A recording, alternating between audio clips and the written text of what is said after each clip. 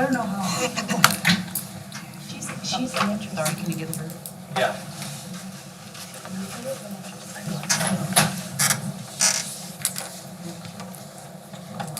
All right, we'll go ahead and get started this evening, and we will begin with the Pledge of Allegiance.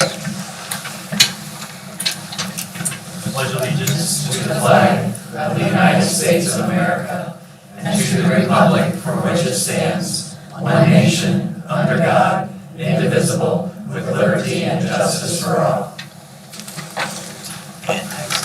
Call to order or no, roll call with Jonathan. Rob Kelly, Here. Donna Kramer, Ben Metzgers, Tim Mills, Here. Mac Rankin, Here. Glenn Murray, Smith, Here. Peter Quorum. Next, we'll begin with our good news from Mr. Inns.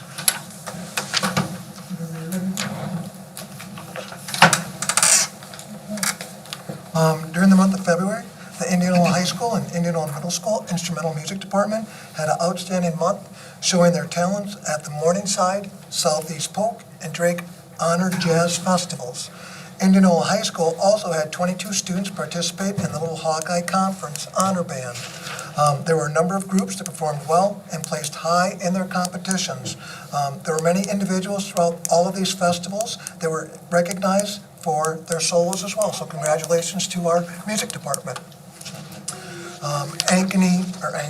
Indianola Middle School students participated in the rigorous Math Counts regional competition held last month in Ankeny. The Indianola Middle School students finished 8th out of 24 teams in the overall team round competition. During the first and second quarter, Indianola High School recognized 17 students with the Tribe Award. This award celebrates students who are trustworthy, respectful, have integrity, balanced, and engaged. At the conclusion of their CKLA season and weather unit, the Laura Ingalls Wilder kindergarten students had Zane Satry, I hope I pronounced that right, from KCCI, teach them about different types of weather and meteorology.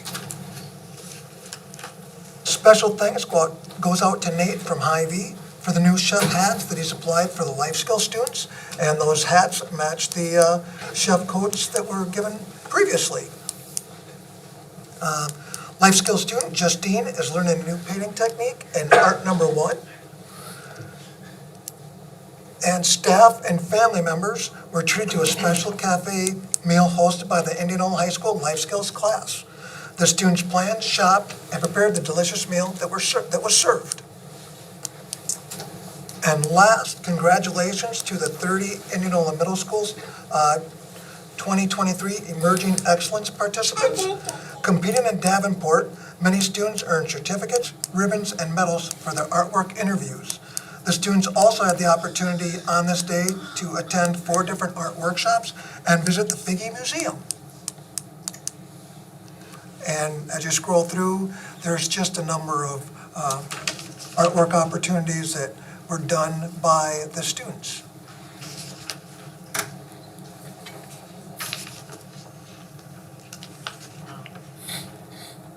There's a lot of them.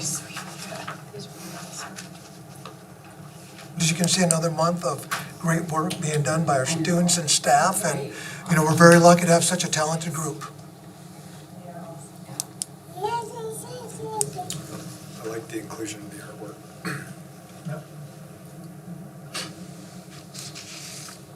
And that's all I have. Any questions?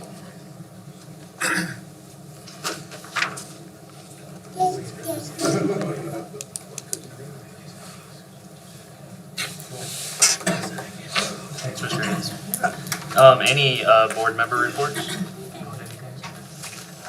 Donna and I got to partake in the long walk the Friday before. I wish I could say I walked. So did Mr. Mr. Inns, well, he actually walked. I rode a bus. We rode the I bus. felt least active. But that's just, how many years have they been doing it? 12. And I remember I worked the first one and it was like 86 degrees and kids showed up with flip-flops to go 12 miles. But one kid made it down and back, right? Or several? Several did. Yeah, so they walked to Carlisle and back after reading the book, The Long Walk. So that was cool, and took a lot of planning by, I know, like Kevin Barnes, and I saw the guidance counselors out there, and The cell phone. and all that, so, thank you, that was fun, that was cool to be included in that. So, Thanks, Sue. Anyone else? Anything? All right. Next, we have our consent agenda. Just need a motion to approve.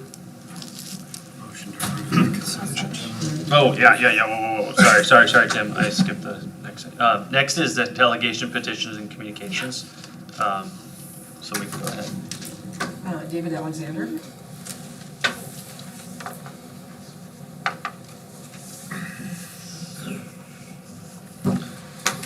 Sorry, cut it off. My name is David Alexander. I'm a parent and student in Indianola High School. I'm here tonight to talk about the book reconsideration committee process. Fortunately, there's a lot of rhetoric and lies running around this process. Lies and rhetoric like Nazi book burners. I assure you, I'm not a Nazi, never have been. This is being made political. I assure you, it's not politics here. This is about a few uncomfortable bigot models. I don't think that's what this is about. Hate. I'm a Christian. Pray for those, my enemies. I don't hate people. Sometimes it's difficult, but anti this group, the anti-LGBTQ. It's not about that. I have friends. I'm not sure they're LGBTQ. They don't care. I love them. They're good people. I don't judge them. We don't talk about sexual things. They're evil. Unconstitutional. I've got it right here. It says nothing about pornography in our classrooms. First Amendment, same thing. Paragraph 1. You guys can read it. You guys got it. Nothing about forcing kids to read pornography. Or other things that I bring up here too. And my favorite rhetoric is this is pornographic material. This is good for children. Are we that gullible? I hope we're all here, and I'm sure we are, to seek the truth. I hope we're all here to do what's best for children, families, and our public education. I hope we will support the integrity, transparency of this book reconsideration process. And I'll show you what integrity does. I need a volunteer, somebody of respect, somebody of integrity. Donna, will you give me a verse or anything out of this book, and I will read it aloud. But in return, I have something for you to read. Will you do that? No, I'm not participating in that right now, but thank you for the offer. That's the difference. And I don't blame Donna. I don't think people should read this stuff. It should not be in our schools. It's boys holding down while another one rapes another boy. Is that appropriate? How about sticking a gun in your mouth and pulling the trigger? Who wants to come home and see their dead child with a hole in the back of his head? That's in here, multiple times. I'm not here to complain. I'm here with a solution.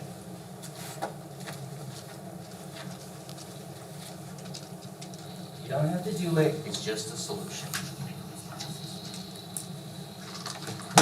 I think the biggest issue, and like Donna and I have just discovered, when people's names, I'm an engineer, when I do something, my work, I put my name on it, and I'm responsible for anything that happens that I have my name on. The old book committee, the people who believed they were anonymous, and they passed these books, and quite honestly, here's another one, and this book only has a few things. I have no problem with this book, it's just a couple. And I'm sure nobody here wants to hear anything. If you clean it up, it's fine.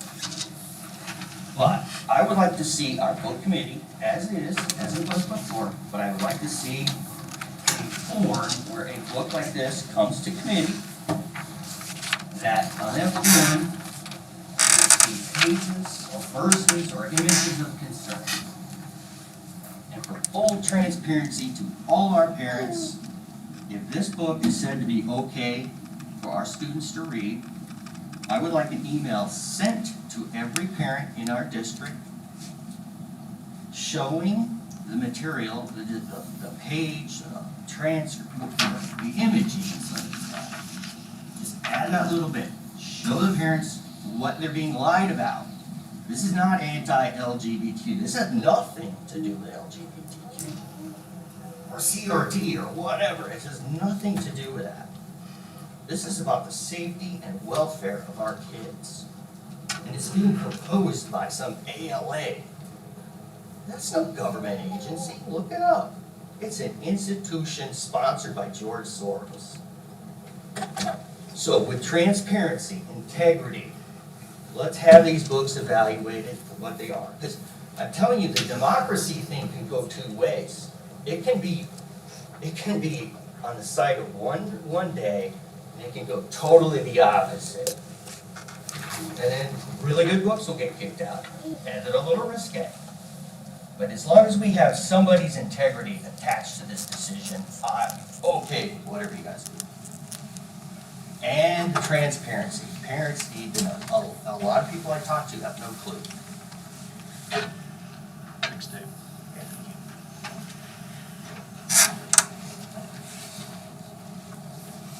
Next. Ted Alexander?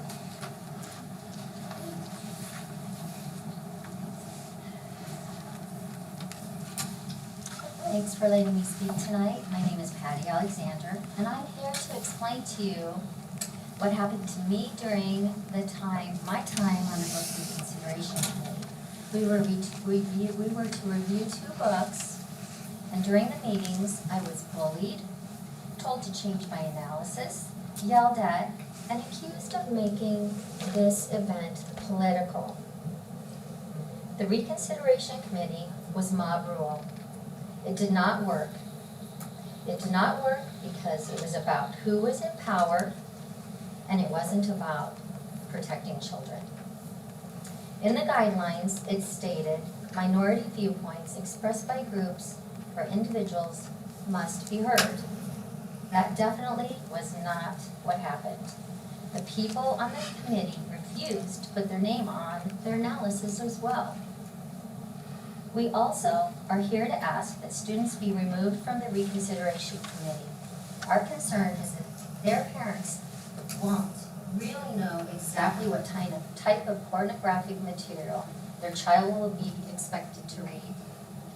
The concern in many of these books are child rape, oral sex with minor on minor, pedophilia, substance abuse, suicide, and even active working porn sites and movies. We are here to protect children, not expose them needlessly to self-harm, drug addictions, aberrant sexual behaviors, and other dark topics. And I will tell you, those books that I did have to read, those images are still in my mind.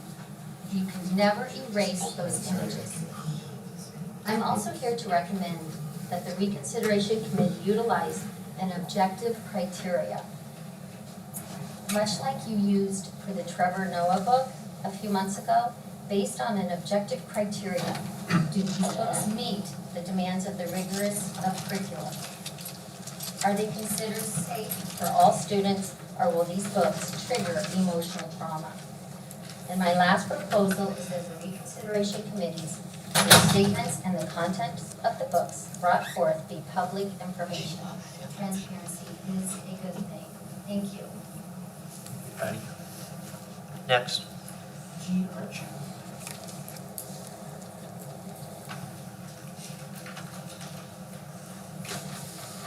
Hello, my name is Gene Arch.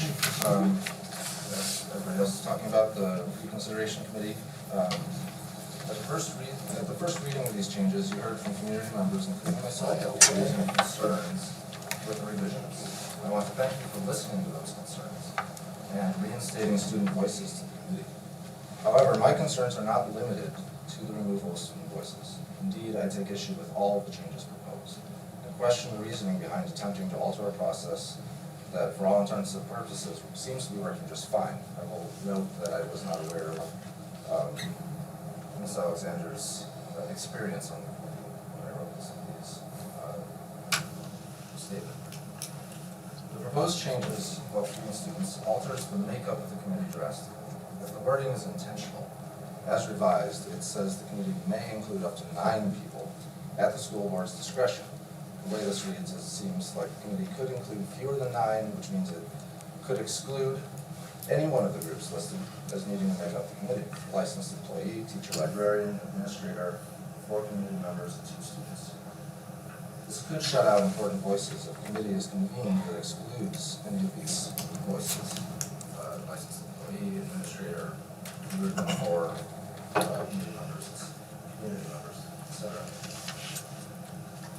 The language as it exists today is unequivocal and provides a good balance of experienced professionals and concerned parties. The only reason given for making this change was to be cognizant of different schedules so as not to drag out the process. This is an important process because it is deciding the educational opportunities of all students in our district. So it should be treated with that gravity. Allowing voices to be excluded simply due to schedule conflicts does not constitute a valid reasoning in my estimation. Another change is to go from required 2/3 majority to simple majority of voting requirements. The reasoning given for this change was math, but it was the same. If we were sticking with an 8-member committee as stipulated by the current language, then they are roughly equivalent. 5 is a simple majority, 2/3 is 5.28, so 5. If we went to the 9-member committee, the simple majority is 5, while 2/3 is 6. That's a whole person difference. But 2/3 majority is not exactly the same as a simple majority, and keeping that language ensures that if we happen to have a committee of a different number than 8, we're still requiring a higher burden to convince members of the need to remove materials. 7 would be 4 versus 5, as another example. This is a good thing because, as I have stated, we are talking about affecting the educational opportunities of all students in our district. This should be difficult to change. Personal opinion and values cannot dictate public educational opportunities. The educational materials selected for our students are not done in a vacuum. Curriculum is vetted through a community reader process in which community members and students read proposed texts and offer opinions on the educational value, including any controversial material. This all happens prior to any approval of curriculum in the first place. The educators developing this curriculum are licensed professionals with years of experience, knowledgeable of state standards, who, regardless of your opinion, have our students' best interests at heart. These proposed changes make it easier to remove those educated voices from the conversation. I ask you to return to the original language, dismissing all of the proposed modifications, and allow the process to work as it has previously. Thank you. Next. Good evening, everyone. I'm Mr. Forrest Abbott, English and speech teacher at IHS. My wife spoke regarding the proposed changes to material review policies last month as I was preoccupied with parent-teacher conferences. I emailed the board the next day, and I trust you've read and reviewed my concerns, but I never received a reply, so I'll review the key points of my passage.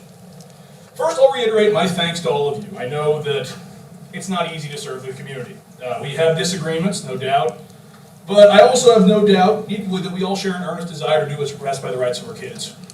I'm aware that board membership is often tedious and thankless, and so I want to thank you guys for what you do. I'd like to follow up on the conversations from last month, though. I appreciated your forthright discussions about the policy change. I was encouraged that our pleas to include students seemed to have been heard for the most part. But the policy change goes far beyond that. As was referenced by 2 speakers last month, the proposed language says the reconsideration committee may include 7 members of the following groups. The current protocol, an orderly, organized process, is done away with in favor of something much more ambiguous and subjective. As I wrote last month, this process works best when we include as many voices as possible, when we guarantee as many voices as possible. It's unclear to me why that's being deprioritized at the moment. Any policy, ideally, is as formal and processed as possible. Why change language from shall to may? The justifications for the change, based on what I could surmise, seem to mostly be anecdotes and hypotheticals. Has there been any attempt to survey students to figure out the degree to which this is a problem? Because in my experience with library books, the biggest problem is getting kids to read them, not what they're getting from them in the first place. Again, I have anecdotes too, right? And I'm not trying to say that this hasn't happened, but I am not aware of this being a significant problem. And the degree to which we're proposing changes would suggest to me that we have a real problem in the community, in our district, with library materials. And I'm just not seeing that. I want to know, is there any data supporting this change? There's been no clear answer for why this policy change is being implemented, and that leads me to conclude there's simply some distrust towards staff, and I'm here not to attack, but to try to mend that. I think there should be trust among staff, and I hope that that goes both ways, but last month Mr. Rankin stated that one of the reasons behind the change from shall to may was, and I quote, "If TED deems that there's a material that's brought to us and a teacher librarian's input is not necessarily needed, we wouldn't necessarily need a teacher librarian." I've tried to operate in good faith. And to be clear, I firmly believe that all of you have the best interest in the kids in mind. Mr. Rankin, that certainly includes you. But when I hear that comment, I'm left to wonder if Mr. Rankin thinks the same of my colleagues and me. He's plainly stated that the change was proposed, at least in part, in case a scenario should arise where you don't need staff input. And why should that scenario arise? Why would you want that? I'm left to conclude that this policy roots from skepticism of ICSD staff motives, and I'd like to firmly remind you that we share the same motives and goals. We want what's best for kids in this community. We want to see kids flourish, growing into emotionally and intellectually healthy members of society. We wish to play a small but significant role in preparing them for the world that they'll soon enter. We want to shed light on confusing, difficult, and at times even controversial subject matters as they're going to enter this complicated world we all inhabit. We want what's best for kids. We don't take that role lightly. And I'd like to think the board knows this, but when I see policies like this, and I hear comments like what Mr. Rankin made last month, I'm left wondering if that's the case. And I'm left wondering if some of the false, frankly irresponsible rhetoric hurled against teachers in our current moment has influenced this proposal. I'd love to come to another conclusion, but when I consider the facts that the initial proposal aimed to omit student voices, that the current proposal doesn't require that students, staff, and community members all come together to review this, and hearing again those comments from last month, I don't know where else to come to. I don't know what other conclusion to come to. I'm left to determine that this policy change is, if implemented, the school board believes we simply don't need student, community, and teacher input to review a text. I have a question, and I'd appreciate an answer, and based on the lack of reply from the email, I think that this is a great chance whenever you open up discussion later on to answer this question, and I trust you to do so. The question is simple. Why should we guarantee everyone a voice in the process? The current policy guarantees that everyone has a voice. Why should we not keep that guarantee? Why should we muddy the language with this change? I'd like to hear an answer, and I look forward to your discussion. Thank you for your time. Thanks. Next. Greta, Southall? Good evening, I'm Greta Southall, also English teacher at Indianola High School. And I too am here to speak to you about the policy proposed change to objection under consideration materials, as well as your role as policy makers. One of the lessons that I learned in my 2 terms on the Indianola City Council was the importance of making sound policy decisions not based solely on the present circumstances and the current elected body or their desires. Your responsibility is to approach policy making, or in this case, policy amendment, with the future in mind. Your intentions and your promises will not be considered when you are no longer in these seats. Any policies that you adopt or change need to be reviewed or considered in a worst-case scenario, if you will, lens, before you decide whether or not to adopt it. What happens if? What happens when? What if we have a board filled with members who have bad intentions? How will this policy be applied? How could it be enacted given the language change? The proposed change of one word, shall, to may, to the reconsideration policy will allow for this or a future board to hastily remove books from the curriculum or library for all students based solely on the whims of 4 community members selected by the board. No licensed experts in education or curriculum need to be involved at all. Furthermore, it is of utmost importance that you as elected officials be discerning enough to understand the difference between a policy that is actually flawed and someone not getting their desired results. If you are too sensitive to criticism, this can be a very difficult distinction to make. Whenever my fellow council mates got upset about personal attacks or overly harsh criticism, I often remarked that you have to have teacher skin to be an elected official.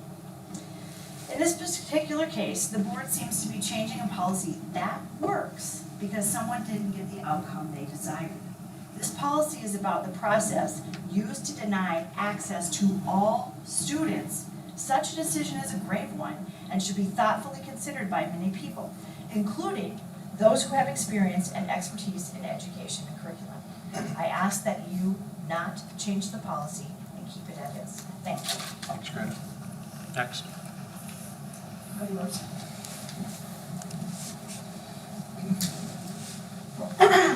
My name is Connie Larson, and I'm here to read a letter to the board from Lynn Corey, who is unable to be here tonight. I do agree with what Lynn has to say. As a teacher who taught for 42 years and retired after 29 years here at Indianola Middle School, I understand the importance of our schools and teachers offering a wide variety of books because our students come from many different backgrounds. I also believe in a quote that I recently read from one of my favorite authors, Jodi Picoult. There is absolutely nothing wrong with a parent deciding a certain book is not right for her child. There is a colossal problem when a parent deciding that, therefore, no child should be allowed to read that book. And now, a letter from Lynn. Thank you for taking the time to listen. I will try to be brief. I am again addressing the proposed policy changes for the Reconsideration Committee. I have already spoken to the proposed change regarding student involvement on the committee, and my understanding is that the board has agreed to continue to include students. My concerns are, for reference, this is beginning on page 96 of the board packet of the previous meeting. The replacement of the word may for shall, so that this policy would read, the committee may include up to several members of the following groups and approved by the school board. This seems to open the door for manipulation of the committee. In theory, it could consist of only community members, no community members, only school personnel, 2 people, 5 people. The door is wide open. While I do not think this is the intent of the board, the vague wording leaves it open to the board and superintendent. The removal of parts A, B, C, and D under the Reconsideration Committee. Part A takes out the list of who would serve on the committee. Again, why is the board proposing this? Don't we want a diverse group with all bases covered to look at challenge books? If that is not spelled out in the policy, then why even have a policy? Part B removes wording that states the committee would select the chair and the secretary. Why remove that? Who would then be responsible for those selections? Part C states that the committee will meet at the request of the superintendent. If the superintendent's not making the request, then who is? I find that confusing. Part D gives the board the option to temporarily remove a book while under consideration. Again, I'm not sure what the motivation is and hope that it is not making it easier to remove a book even temporarily. Finally, Part M changes the number needed to reconsider a book that has already gone through the reconsideration process from 2/3 majority to a simple majority. As an educator who holds the firm belief that public schools must be ready to serve all students, removal of books that have been carefully vetted by our school librarians, teachers, and administrators should be a big deal. It should require a 2/3 vote. The only reason I can see for changing it is to make it easier to remove a book. As I've said before, as a member of the Reconsideration Committee last year, this is a committee that worked, and it worked well. The existing policy is sound. I believe this is simply not a problem that needs to be addressed because it isn't a problem. It almost feels as though the purpose of the changes is to make it easier to remove a book from the shelves of our school libraries. Unfortunately, school boards have been under too much pressure from Moms for Liberty. This group has an extensive national network that trains local members of the community to pressure school boards to make policy changes and remove books from shelves, among other things. Don't let them manipulate you. This is a group that isn't really about liberty. If it was, they wouldn't be trying to infringe on the rights of parents who believe it is important to have a selection of books that interest a diverse population and whose own parents can decide whether or not a book is appropriate for their child. It is the height of hypocrisy that the same people who demanded that the board remove a mask mandate because parents should decide what is best for their own child are now telling you that they know what books should be accessible in our schools, and now seemingly know better than other parents. They can't have it both ways, and you should not let them bully you into it. They say they are only trying to protect our kids. I am much more inclined to believe that the professionals you hired in our district are up to that task. Furthermore, if they are so desperate to protect our kids, why aren't they talking to you about bullying and the stress that puts on child's mental health? I am fairly certain that the kids affected by bullying far outnumber those who read a book that has had some racy language in it. I know my time's up. She has another paragraph. Can I read it or? Okay. I know this board wants to do what is best for the students in Indianola schools, but you have to gather facts and not just from one group. Ask teachers why they choose a particular book for students to read. Ask the school librarian why she values a specific book that is being challenged, and then read the book yourself and form your own opinion. That's what I did along with the other members of the Reconsideration Committee. That committee exists, but you don't have to do the work and investigate. But if in doubt, by all means, read the book.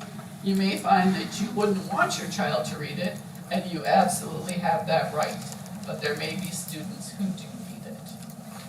Thank you. Next. Courtney Bethard. Hi, my name is Courtney Bethards. I'm an English language arts teacher at the middle school. I teach 8th grade language arts, and I'm also the mother of that cute little teacher, hopefully being a student. So I'm here tonight to share a message from Emma Kinney, who is a high school language arts teacher. So these are her words, though I share her sentiment. As discussed last month, it is imperative that student voices are heard. However, today I would like to focus on the importance of maintaining the structure of the committee as it was and not how it was proposed. As a teacher, I cannot think of a time when there would not be a need for all stakeholders to be present and part of one of these review committees. Changing the language from the committee shall consist of to the committee may consist of undermines the voices of the highly trained teachers, librarians, and administrators while placing important decisions with community members. Board members have stated that the purpose of this change was for if you didn't need a teacher or librarian. However, teachers and librarians are the individuals specifically trained to make these decisions.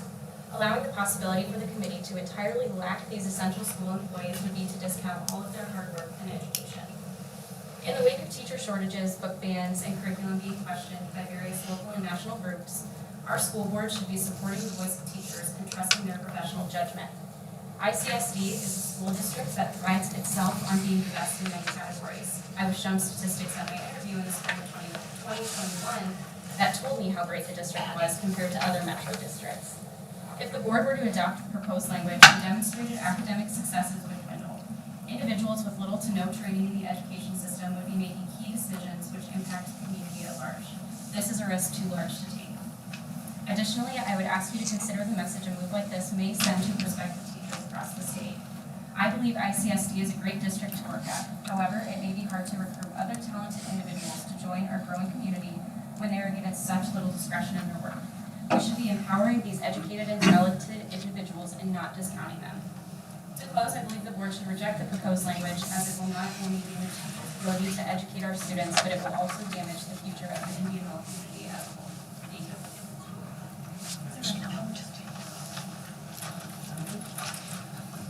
Just quick baby handoff.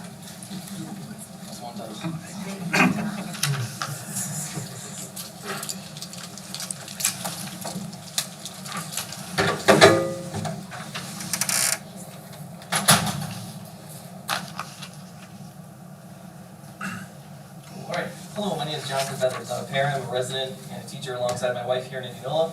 We've been in Indianola our home, and this May will mark the end of my 8th year of teaching English language arts. I'm here today in response to the February school board meeting and the proposed policy changes some members of the board have set forth. These changes I argued in the previously unanswered and unacknowledged letter I had sent to the board are drastically antithetical to our district goals.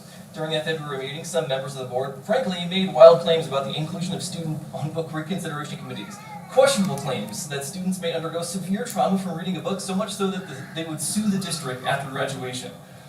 Such unfounded what-ifs are preposterous and reveal an ignorant understanding of the book reconsideration process, which only further cloud the transparency our district should uphold. I'm glad at that meeting the board decided to keep students included. However, the issue is not solved. The problem has not been corrected. I'm here to help uncloud the book reconsideration process as it may have been framed by a very small group of angry, intransigent individuals. First, the previous board meeting did not address all the complaints proposed against these changes. The issues are as follows. One, the current proposed change in language states the reconsideration process may include voices from all stakeholders. It does not have to have all those stakeholders' voices.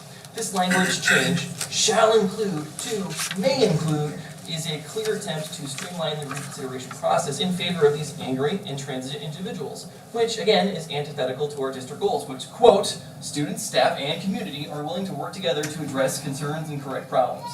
Board policy and language that excludes stakeholders' voices, any stakeholders' voices, drives against our district goals. Secondly, some board members during the February 14th meeting also lamented the 2 to 3 page fill-in-the-blank document an individual must complete to challenge a book in our district. To be clear, that document dedicates 1 page to the complainant's name and the name of the book. The second page is 7 questions that are fill-in-the-blank about the rationale why they want to challenge it, why they want to remove it. And its third page is the space for a signature. Our district is not asking individuals who wish to challenge all access to all of our students' books to write a dissertation. And that way it's framed is dishonest. It's not difficult to fill out this worksheet. Students in our district honestly complete study guides that are way more complicated than that. Why would our district want to expedite this boarding up of our libraries and school classroom books? If an individual should seriously believe that the content of the books in our district are so immoral that they literally change the nature of a human being, or that the reading of such a book is somehow so traumatic that a student would be willing to file a lawsuit against the school, then they should have to justify their claims with evidence, because that is a dubious accusation at best. The reconsideration process should not be a rubber stamp. Furthermore, during that same board meeting, other members of the board asked, well, why should we change a policy in the first place? What was wrong with it? These questions were answered with an inaccurate picture of what the reconsideration process looks like, and stating lots of people weren't happy with the process.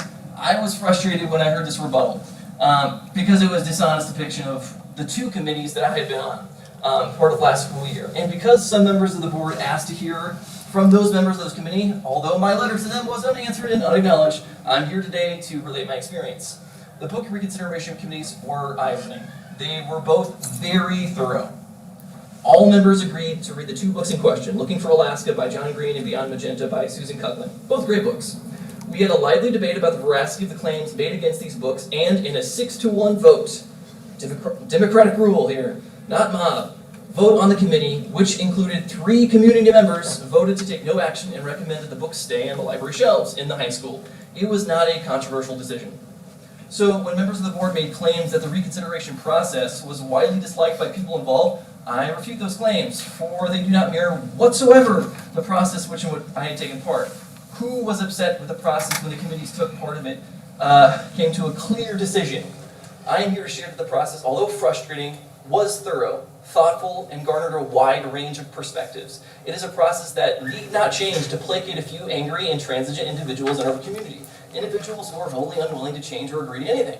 It is a process that should remain a serious one, a process that should include voices that represent all stakeholders, like our district goals state. It's unfortunate that some board members equate a petitioner not getting the result they want with failed procedure or failed board policy, which affects all students.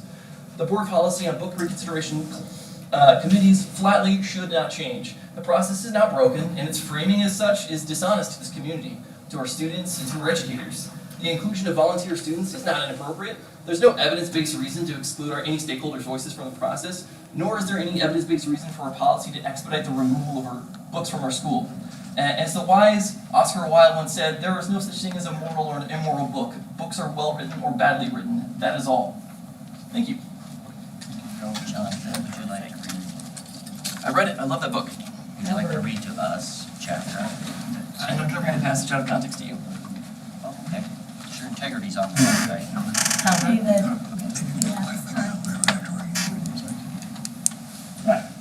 Good evening. This is about the 4th time that I've rewritten the speech. I read the last edition of my girlfriend, and it was filled with all the irritation, spite, and anger that I can still muster based on some of the comments made at the February 14th meeting.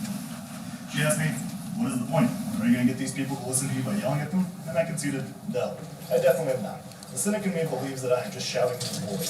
Minds are already made up, and things have already been settled behind closed doors. The optimist in me hopes that you will give me a chance to add a couple of earnest questions worth real consideration of the members of the board. So without further ado, here's version number 4. For those of you who do not know me, my name is Kyle Burke. I'm in my 8th year of teaching at Indianola High School, an Indianola alum, and I'm now serving as my 2nd year at the as the president of the Indianola Education Association. And being here tonight, along with the other 5 points made by Greta and Quinn, I simply want to ask the board 2 questions and give my explanation for asking them. Question number 1. Are you okay with the possible elimination of teacher, librarian, and administrator voices from the review committee? The wording change in the proposed policy the committee will consist of, may include, you set the stage for eliminating teacher, librarian, administrator voices, and actually parent voices as well. I want you to imagine how we see this as teachers. We have a minimum 4 years of higher education devoted to the learning the craft of teaching. Many of us have much more than that, myself included, as well as years of experience and other trainings that we have devoted our entire careers to. Few other professions have as much training, retraining, and learning that go into our continuing education. Now, knowing that we have all this education and experience working with children and curriculum, I want you to imagine that we are being told that we are deemed as unqualified or unworthy to sit at the table discussing what materials we get to use in our classrooms or available for our students. This is kind of where the vitriol and indignation came into play. Food for thought, but I stand by my first question. Are you okay with the elimination of teacher, librarian, and administrator voices from the review committee? Question number 2. Are you willing to add more to your teachers' plates by the way the review process is handled? The way the new policy also reads is that complainants will direct the complaint at the lowest organizational level of licensed staff. Often, this will be the classroom teacher. This is another task that you ask your teacher that your teachers will need to take on. Among the myriad of other responsibilities that have been added to our plates, we now need to be the go-between for an angered parent and district policy that is humiliating to our profession. Not to mention with the time limit stamped out for enforcement as well. Over the course of planning, grading, teaching, advising, communicating with parents on logical school reasons, communicating with admin and counseling staff, behavior manager, and amongst hundreds of other things, teachers now need to be the communications director and manager for someone outright questioning the department's curriculum and curriculum director's credibility and choices. It is humiliating and needs to go to the levels above the teacher pay grade. It is no secret that we live in some of the most contentious times that most of the people in this room have ever seen. In recent years, our public schools have been a common target for disinformation. As a result, teachers are more regularly defending themselves against false and alarming accusations than ever before. The implementation of this policy encourages conflict between parents and the schools rather than community discussions about what is beneficial for our children. Over the course of the night, you've been asked several questions. For your reference in your discussion, I've included many of these questions for you on an email easily accessible on the iPads in front of you. Please use your discretion. In conclusion, I ask you to tender your words carefully and with conviction tonight, knowing the full weight of what implications of your actions are showing to your teachers. This is a public forum, and I'll make darn sure that your teachers, administrators, and community members know what you are telling us, and what actions you are taking. Thank you for your time. Thanks, Scott. Next. Jess Lundquist. Hi, Ann. So much like last time, I'm here to read a letter from a community educator. So I do also share in her opinions and many of them that have been stated tonight. My name is Brady Darr, and I am writing to you as a resident of Indianola, teacher in your district, and parent of 2 young children who attend Indianola schools. I have lived and taught in this district for 12 years. For 7 of those, I have also been a parent of school-aged children. However, something about my status as teacher has always appeared to trump my status as mom when I've attempted to engage with the school board in the past. My hope is that you will hear this letter, understanding that I'm fully both, fully mom and fully teacher.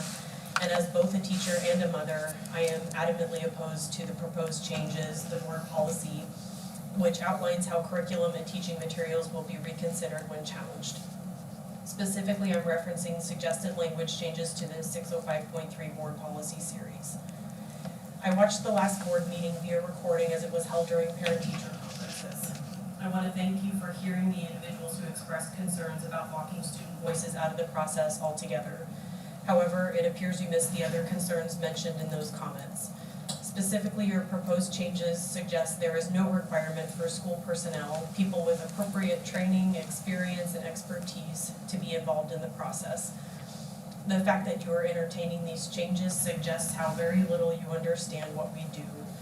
In fact, you do understand what we do. Adopting these, if in fact you understand what we do, adopting these changes suggests you simply don't care.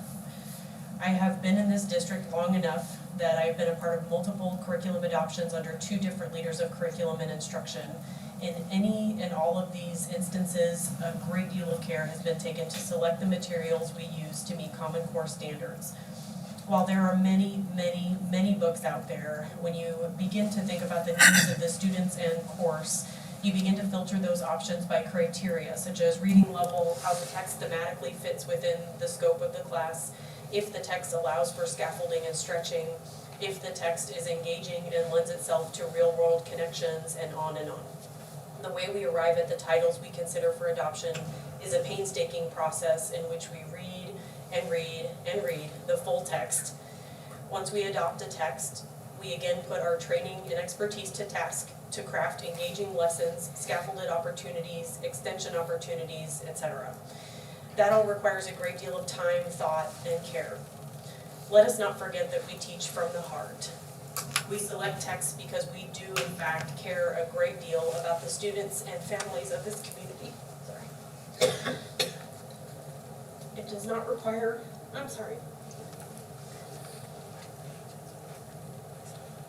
It does not require a perceptive eye to recognize that the proposed changes are intended to allow a few angry parents to bully their way into forcing books out of the hands of not just their own children, but of all of our kids, mine included.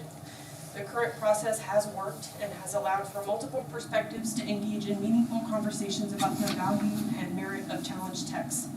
If you adopt these changes, not only do you disregard the teacher's role in selecting appropriate material for their students, but you also open the door to expedite the process from challenge to removal. When this occurs, how will we possibly go through the appropriate selection and planning processes to implement new options? These changes will add uncertainty and potentially much more work to an already incredibly difficult job, and teachers will yet again be rendered voiceless. These are the types of actions and messages that are sending people out of this paramount profession in droves. At the last meeting, a board member expressed that if a parent objects to a book, it should be a matter as simple as a phone call to get that book out of their kids' hands. I have worked with parents who have initiated conversations with me via phone or email to find an alternate text for their child. It has been that easy when we're talking about limiting the educational experiences of one child.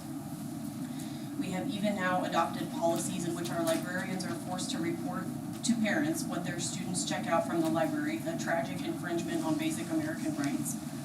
In other words, as a parent, I already have a right in this district to know what my kids will be reading in the library and classroom, and to object to any of those texts.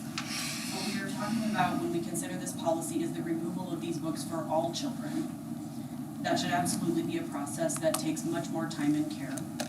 Please do not allow a few loud, angry voices of people who have not gotten what they want when they've gone through this process before to cloud your understanding of the very good work we have done and continue to do. I welcome your questions and thank you for being here. Next. Eric Christensen.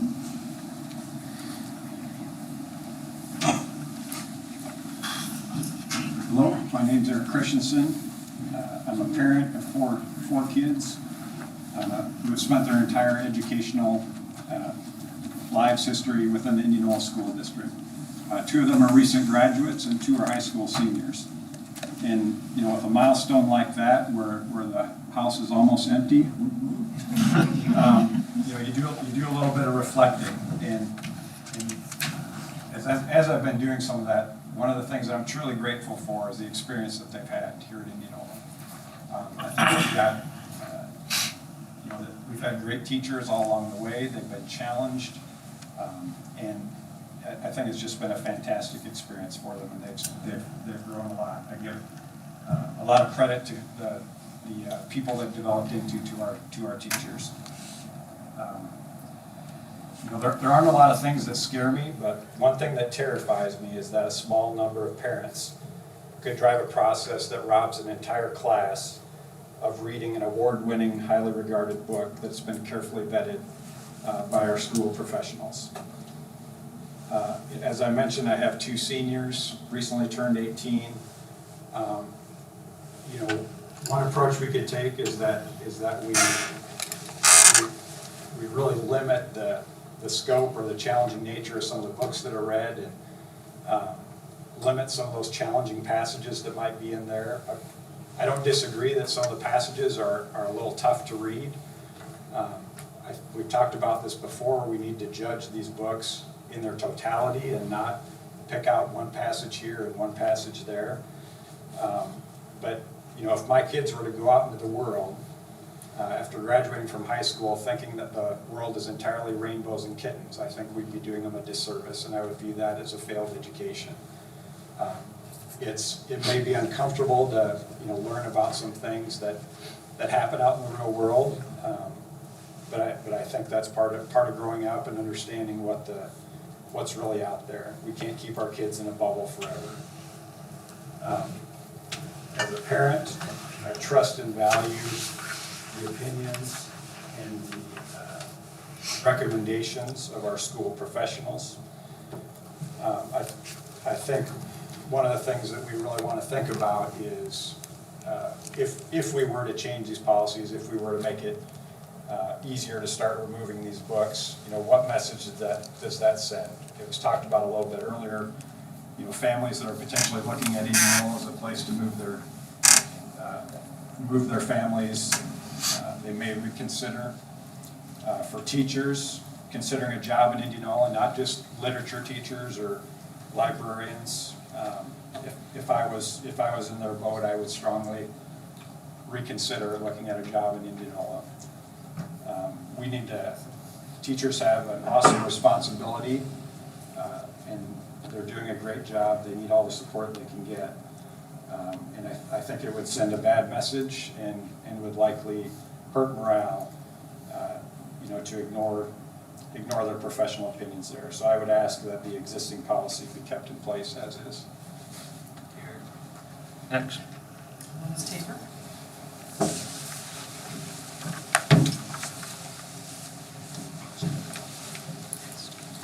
Hello, I'm Lois Tabor, and I recognize some faces that I voted for school board because you were against CRT, which I appreciate. I am a retired teacher. I taught middle school, junior high, and high school science. And I was also worked with people on the school board. I'm a parent, I'm a grandparent, and it just amazes me how our world is changing. I guess I want to read something that was in this book that I don't really think is something that child should be listening to. Asif knelt behind Hassan, put his hands on Hassan's hips, and lifted his bare buttocks. He kept one hand on Hassan's back and undid his own belt buckle with his free hand. He unzipped his jeans, dropped his underwear. He positioned himself behind Hassan. Hassan didn't struggle, didn't even whimper. He moved his head slightly, and I caught a glimpse of his face, saw the resignation in it. It was the look I had seen before. It was the look of the lamb. I don't think this is appropriate for our children to have to read in high school. I disagree with the gentleman there. If our parents want to read that book with their child, that's fine. Enlighten them, yeah, and talk about it. But we have to be careful with these children. They are very susceptible. When I was a teacher, I had a girl come to me with cuts on her arms. Her mother had cancer, her father had left, and her brother was very young. And she was crying out for help. And I referred her to the therapist in our school. And I think as a teacher, that's what we need to do. I don't think we should be teaching the children about anything social. I think we should stick to reading, writing, and arithmetic, our basics. And those children that come to us, we can help them. I have had students that were gay. I don't know what you call it now, but that's what they told me. That's fine, we love them, and I wouldn't allow anybody to bully them. And I don't think that they should be bullied. Nobody should be bullied in school. But bringing information like this or pornographic material that's very impressionable, it's very addictive, and I think we need to protect our children. To me, that's showing that we care about our children. So I hope you've made some case on this, and I hope you'll make a good reconsideration. Thank you. Next. Karen Wayne.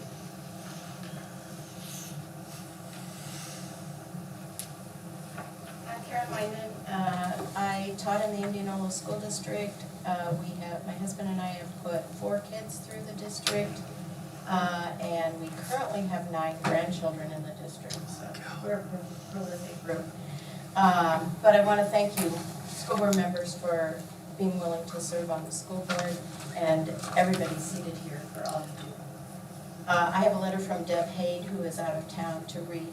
Dear Indianola School Board members, it has been brought to my attention at the last school board meeting, some of you would like to hear from past participants in the book reconsideration committee regarding the effectiveness of the reconsideration process. Unfortunately, I am currently on a long-planned vacation and cannot attend tonight's meeting. However, I think I have important information and opinions concerning this committee for you to consider. I happily served on this committee last winter as a community representative. Our community consisted of 3 community members, 2 students, only 1 attended our meetings, a teacher, an administrator, and a school librarian. We examined 2 books, Looking for Alaska and Beyond Magenta. The parent of an IHS student had concerns that each of these books contained pornographic content. At our first meeting, we were given excerpts of each book highlighting the questionable material. We were also given copies of each book to read in its entirety. In our next meetings, we examined carefully the definition of the word pornography and how it applied to each book. Most committee members agreed that it was important to look at the questioned passages in the context of the entire book. We discussed at length whether these books fit the definition of pornography, its appropriateness for middle and high school students, and the literary value of each book. I believe that the committee was very effective in reconsidering the value of keeping these books in the school libraries. My children graduated from Indianola High School in 2002 and 2005, and so it has been some time since I have been involved with the academic policies of our schools. Having input from the teacher, administrator, librarian, and student gave me ready information that helped me shape my opinions about each book. Ultimately, all but 1 of our committee members strongly agreed that each of these books were not pornographic, that they had great literary value and information. This same committee member, Patty Alexander, voted to require parental permission for students to read each of these books. Everyone else believed this was not necessary. In closing, I wish to express an appreciation of how thoughtfully each person on the committee discussed these books. I think it is important to maintain the structure of the committee because it gave the group a varied perspective of those involved in the school system. I sincerely believe that our committee worked very carefully to ascertain the appropriate amount of the material contained in each book. I strongly believe we were effective in the process. If you have further questions for me, I am happy to talk to you. You can reach me through emails or texts. I return home April 21st and can meet with you in person after that time. Sincerely, Deborah V. Hain. And I have copies of the letter. I'll leave them with Jonna. Ms. Karen. Next.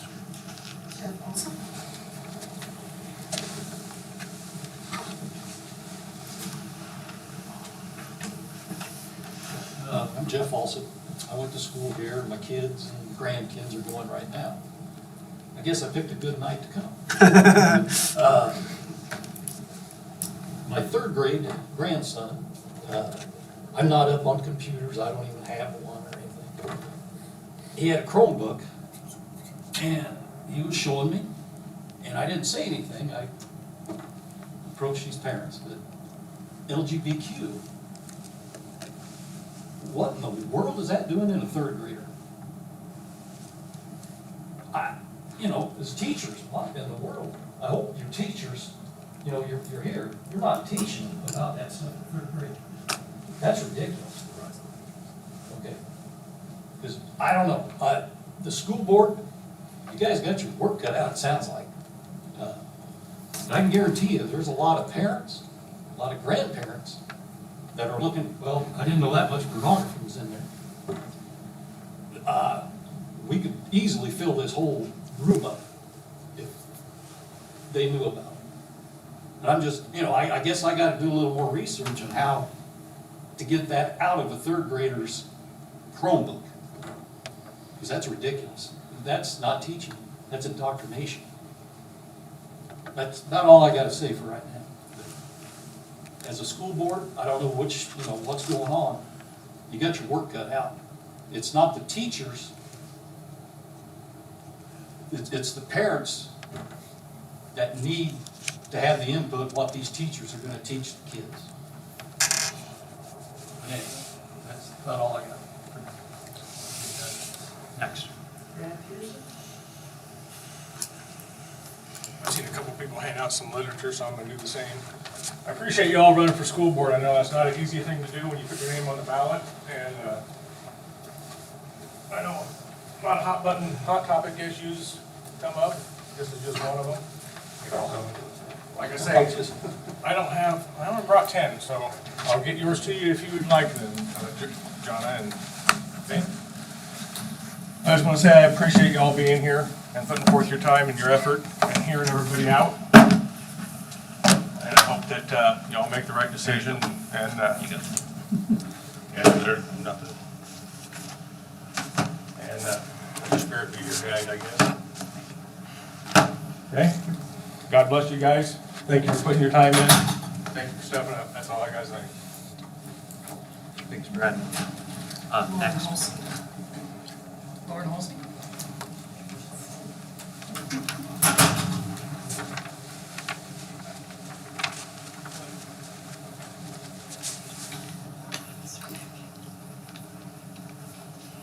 That was interesting. I'm Lawrence Hulse, and I'm the grandparent of 2 high school students. I am, you might say, a veteran in education. I spent 30 years in the Des Moines School District. And I think I have some perspective about parents. And I want to give a caveat. I followed some of what was said, but I have a hearing deficiency.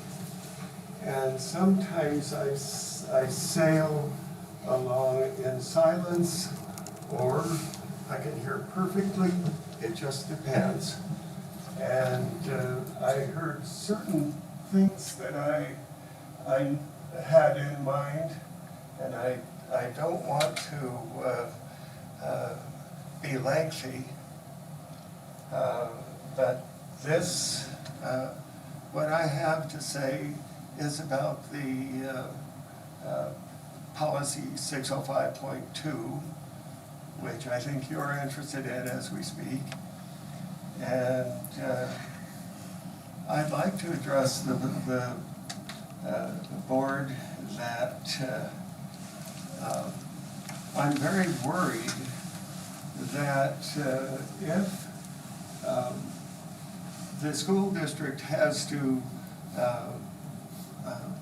expose absolutely everything, well, okay, I guess transparency is an issue, but I worry that it's going to be used as a weapon, and that there are people who like to make their own personal decisions, but would rather that they make others' personal decisions for them. And under our Constitution, that isn't the way it works. Speech is protected. Not in all cases, you can't buy it in court. The written word is protected.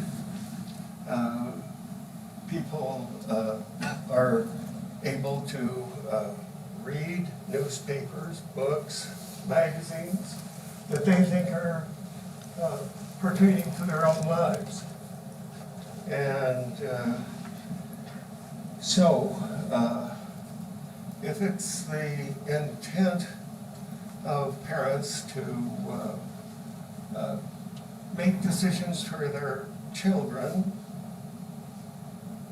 and themselves, that's perfectly okay. But when they try to make decisions for others, it is not okay. It's not fair, and it's not constitutional.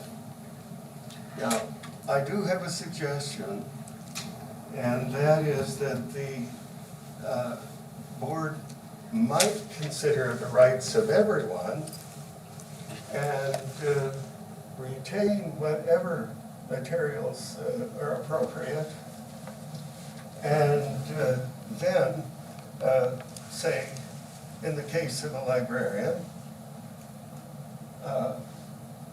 have a certificate of some sort that could be presented to the librarian, authorizing or not authorizing their children, under 18 of course if they are,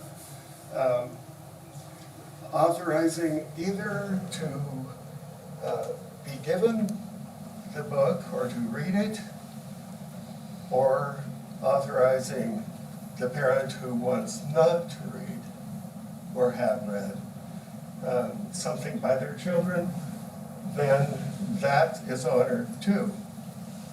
And so it looks to me as if the solution might lie in something like that, and might guarantee the rights of all people under the Constitution. So that's all I really have to say, except I wish I had heard everybody who was speaking before me. Thank you. Right, that is it. Anybody else? Okay, thank you. Now is our consent agenda. Tim, I think you made a motion to approve the consent agenda. Second. Sue, I think. All those in favor say aye. Aye. Any opposed? Motion carries 7-0. Second that. Okay, next is our presentation by Officer Hackett.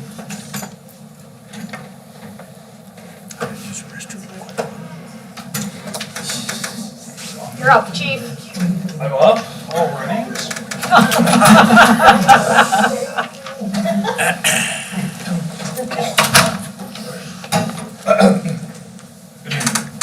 Hi, I'm Officer Hackett. Thank you all for having me here today. I know that was a little long, but thank you guys all for sitting here and listening, being open to everyone else's comments. You know, you did a great job. So I want to encourage you, April 28th is the deadline for the Indianola Police Department if you want to apply to be a police officer. I just want to put that out there. So if you're looking for a fun job, we'll be a public servant. I wanted to put that out there for you guys. So again, thank you guys so much for having me here. I was called here to kind of answer some questions, fill in some blank spots, and kind of give some transparency to what my job is doing, so that way you guys can be better informed on this position, that is the school resource officer. So I want to thank you for that. The board did have some questions for me. I don't know if we want to start with that, or if you guys have questions that you guys want to answer, or have questions for me specifically right now. Go ahead with those questions. Okay, perfect. Cool. So I don't know if, Mr. Renz, I don't know if did you get those numbers sent? Yep, they received all of them. Guys, I sent you some numbers.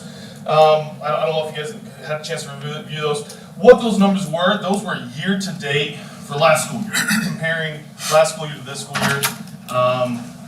And you know, if you have questions on those numbers, please let me know. That's just some very raw data. That's all that is. I'm not an expertise. I don't know if what that means, right? But that is some raw data that we can kind of look at, and as we kind of have a quick conversation tonight. So percentage of time. Well, the first question was percentage of time spent between the Indianola Middle School and high school. I don't just go to the Indianola Middle School and Indianola High School. Here recently I've been more utilizing the elementaries as well. I would say about 10% of my time has been true law enforcement related calls to elementaries. Whether that's welfare checks on students, whose students have not been to school for an extended period of time, whether or not parents have called in or not, to you know, students with acts of violence, I guess you could say. So there is a percentage of my time that's spent at the elementary schools. I would say about 50% of my time is probably at the middle school. Originally, which leaves about 40% of the high school. Originally, the idea behind the SRO program was 60% of the time at the high school, 40% of the time at the middle school. Unfortunately, that's not been attained here recently. So the second question was, in my professional opinion, which is kind of scary, is another officer needed to help at one of the buildings? My opinion, yes, if we want to accomplish the goal that is public, community outreach through the police department. That's my opinion. Again, I'll let Chief Scheer make the statement to what the police department's opinion is. But originally, I was getting into classrooms. About pre-COVID, I was getting into classrooms, speaking with students, talking with kiddos, and that was K-12, right? This last year, God bless Aaron Lester for being flexible. Every time that I was supposed to speak in his class, I'd get pulled. Sometimes I'd get halfway through a talk about OWIs and how OWIs can affect you in long term to his class, and I'd get pulled. And so we'd have to put the drunk goggles away and then come back to it later. I have been pretty successful at making up those days. However, when I'm slated to do those times, it's always makeups, right? Or it's halfway through the lesson. Let's get back to the lesson next Thursday, right? So I am flexible. That's part of the job as being a police officer. You have to kind of roll with the punches. But as far as having time to truly get into a classroom and speak and talk, and I'm by no means an educator. However, I am a firearms instructor and a defensive tactics instructor. I have done some teaching. It works better if you can really dedicate that time to that lesson. So that's my opinion on having another officer. How often? So the third question is, how often am I at the Indianola Middle School setting, talking to students about bullying, respecting of others, behavioral problems that currently exist in a prevention fashion? In a sit down in a classroom talking to kids fashion, not as much as I'd like. Very little. Now, I'm also talking to kids on a one-on-one basis. As little Timmy makes a mistake, gets into a fight before football recess, for sure. I'm talking to those kids about how do we prevent this? How do we stop these issues from going forward? Or if I hear a rumor about a fight that's going to happen, or a rumor about some kid using a vape, absolutely, right?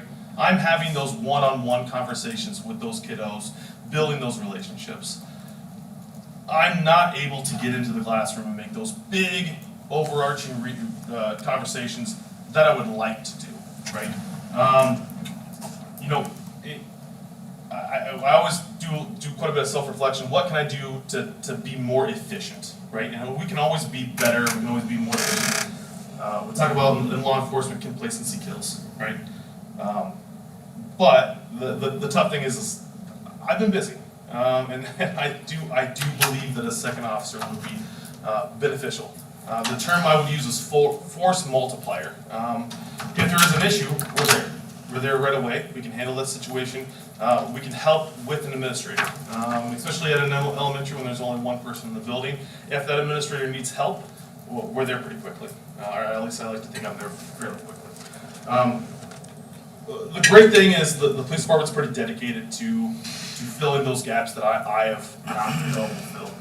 One of those things is we'd like to look into a DARE officer, assigning an officer to teach DARE, and DARE is not what we grew up with, right? DARE has definitely changed to more of a choices and consequences view, which is a lot of what I already teach in our elementaries, right? So the police department's already dedicated to filling those gaps where I've been falling short, unfortunately. The other thing is I want to thank the board and especially Mr. Enns. This summer, after the events at Uvalde, it would have been at the end of the school year last year. Warren County got together, all law enforcement got together and decided that we needed to do a training, a joint training for an event like that. So this summer, we've spent about a year planning out this training that we're going to have Norwalk, Carlisle, Warren County Sheriff's Office, and Indianola Police Department get together and do a training. We're hosting that at the Indianola High School. So I've worked with Mr. Enns and Mr. Siebersma and Bernie to help us with all that. And so that is a huge positive of having law enforcement in our schools. That way we can have that training. We know that we can handle that. The school's already done a lot. Your administrators and your teachers and the board and our superintendent have done a ton planning for that. So you guys allowing us to practice in your school is huge, and it's very thankful. We're very thankful for that. The police department is very committed to the community. We are. And any way that we can help better serve you guys and also the community and our youngest is a top priority to us. So any way that we can, any suggestions that you have for us, ways that I can do my job better, please do not hesitate to reach out to us or Chief Shearer, Captain Hawkins. Thank you. Any questions for Officer Hackett? I have one. So can you go back to the DARE officer?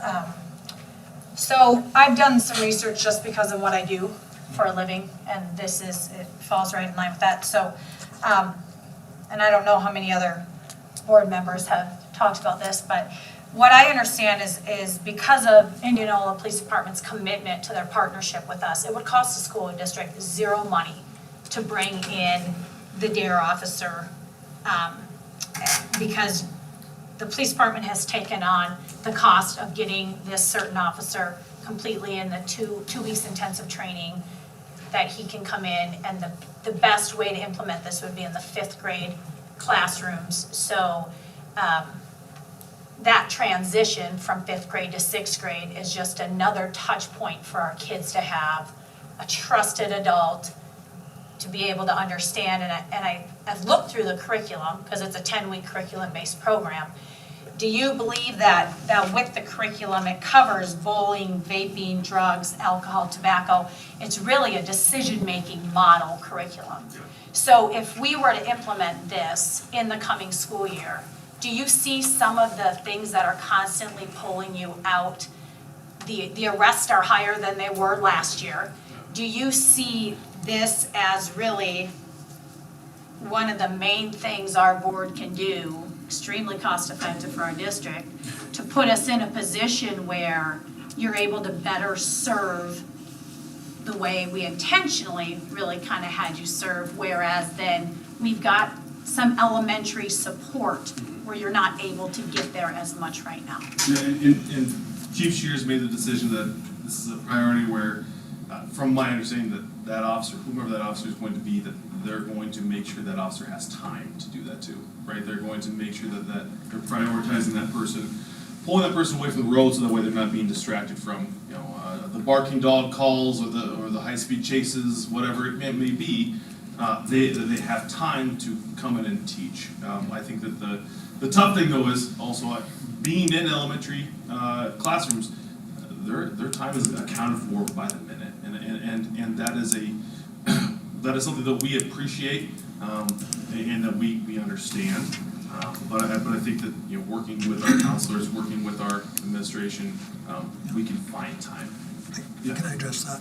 So Officer Hawkins reached out to me and we had a conversation about what that looks like as far as DARE for the 23-24 school year with the new implementation of the science program next year and just the minutes that we currently have scheduled. We've been in contact and, they have to figure out training for their officers and things like that.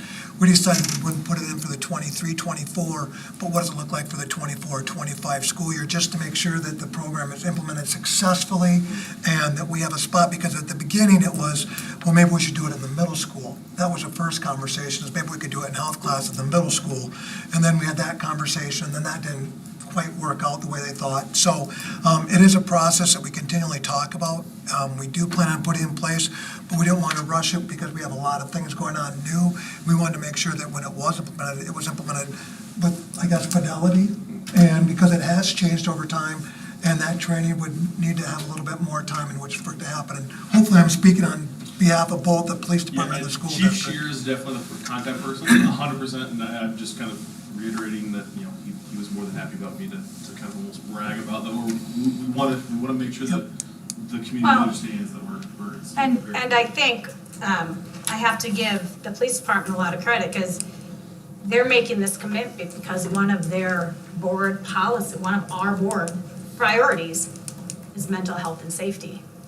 And so I'm not in favor of waiting to implement it in a whole year, because they're asking for 10 hours total out of our fifth graders. And in a time that they come in and run their curriculum, it may give those teachers on the teacher side, they have an extra time to do some planning. They don't have to teach that time. So I just think as we continue to move forward, no reading and writing and science is going to help the pain of a community if an event happens. And I know why we're here is to educate, make future leaders. I understand that. But every initiative we've tried to start, I've been on this board 4 years, and minus bringing on mental health therapists, I don't know what else we've said for action as far as really putting our actions where our mouth is when it comes to our board priorities. So I've spent some time. I see what happens to children that aren't educated at a young age. It does carry over. I'm in the middle school. I think we've got some gaps in the middle school. There used to be the opportunity center there, where anyone that does have, some challenges. It can be what's going on at the home. It could be that they haven't found that trusted adult yet to talk about bullying. A lot of these kids don't know about the dangers of social media, and that's stuff that our school resource officer just does not have the time to do right now, right? So if we bring in somebody like this, does it help the teachers and take off some of the other stuff off their plates? I don't know, but we always look around our county, and Norwalk's had one since 2005.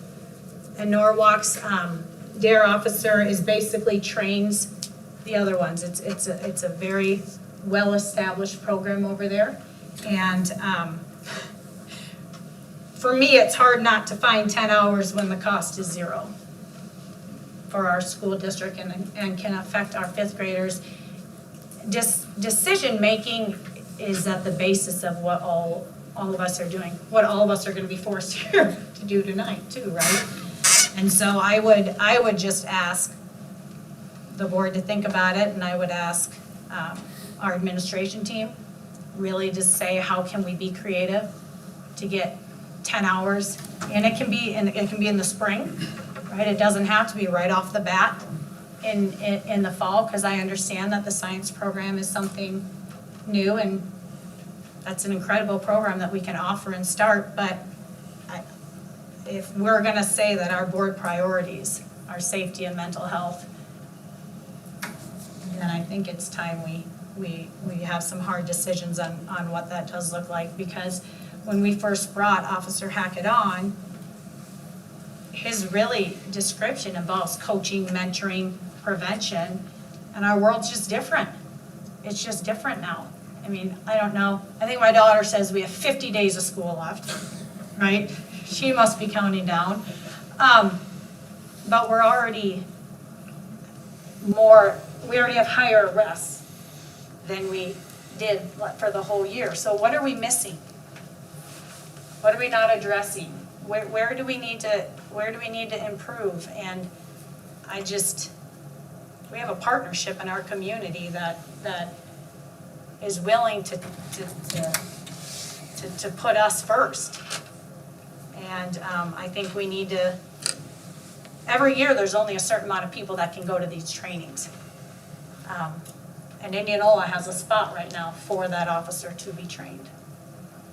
So I would just say, I know you run thin, and we appreciate absolutely everything you do, and we appreciate the fact that our families' lives are changing, our kids' lives are changing, and everyone's trying to hang on, and so I know what you do on a daily basis. I've been in one of those conversations when you're like, gotta go, and so just thank you. Any other questions for Officer Hackett? You mentioned the training that you're going to do with your department in Carlisle, Norwalk, and the Sheriff's Office. Worst case scenario in a real event, obviously, we're probably going to have all of those entities involved. There's probably going to be additional entities that are involved in a real life event. Is there plans to include these guys? Yeah, and so this brainchild came about halfway through, after July 4th of last year. And the idea was, can we get this done before the start of the school year? And getting that many departments together and getting that many things moving and getting a building secured, we decided no, that we were all gonna go about with our own departments, get everyone up to a certain level, and then from there, plan out a pretty well thought out training, right? So that way it's not just a bunch of people showing up and kind of twiddling their thumbs when they don't have anything going on. So we're gonna do some things as far as like breaching and injuring, getting medical personnel. We're also gonna be getting Warren County dispatcher calls, right? And then we're gonna train some of the new dispatchers on this scenario, right? So that's kind of helping everyone. And then if that's successful, we're going to keep kind of expanding this, right? The hope is that we can kind of keep doing this.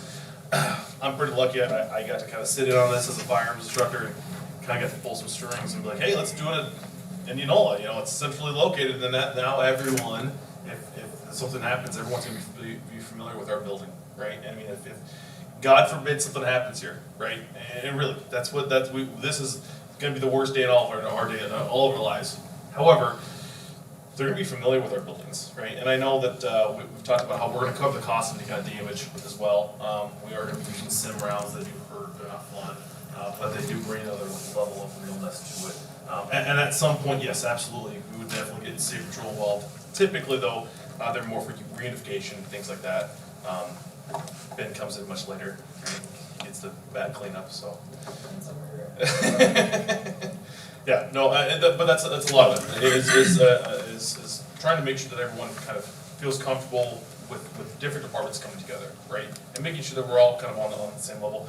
We're pretty lucky to live in a community that the directors of the law enforcement believe that training is a priority, and they do, which is another selling point to come apply for Indianola. So, put it out there. Guys, thank you so much for. If anyone else has any other questions, please let me know. But I really do appreciate your time. Thank you, sir. Thank you. Thank you, guys. Have a great day. Way over 5 minutes, right? All right. You have to wait 90. We're gonna move up item 6B to right now, so we can allow people to be respective of their schedules, so we have to stay, but I don't want them to have to stay that long and stuff, so we'll move that up to right now. Our policies.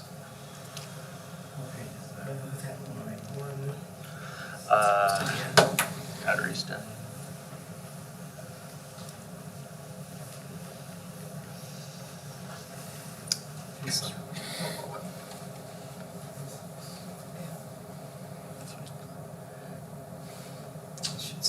That's in the right here.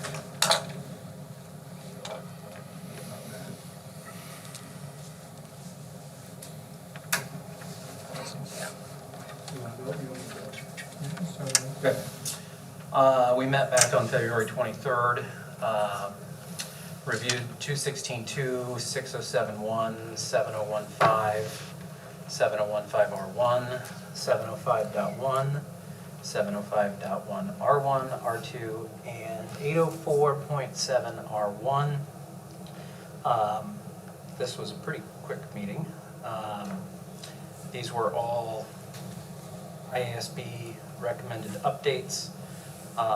There wasn't any changes made to the recommendations. FMLA changed basically completely to mirror the new regulations from FMLA. We are now mirroring everybody else's FMLA standard.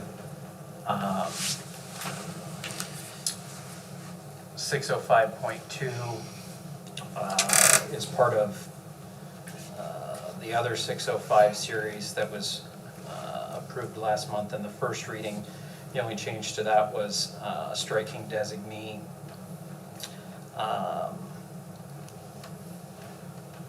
And then we get into the second readings there. The only comment that I have on the instruction, to instructional and library materials, there was an overwhelming theme tonight, I guess, with regard to the comment that I made last month about excluding individuals. This is not just subject to library books or classroom books, it's instructional material, period. And so when the comment was made, if a certain individual doesn't meet the criteria needed, it wasn't to just blatantly ignore them or take them out of the picture. The conversation that the committee and the administration had was, if there is curriculum that doesn't necessarily involve a teacher librarian and they're not needed, the superintendent can make the decision as to whether or not that individual has a place in that policy. So for example, if there's something in PE that a parent wants to have a conversation about in regards to this policy, and a librarian is not needed for that conversation, this is the reason why that policy states that. So I apologize for not being clear. Outside of that, we really wanted to make sure that the superintendent had the authority in selecting the individuals and bringing that to the board, which is why designee was taken out as well. Moving on from there.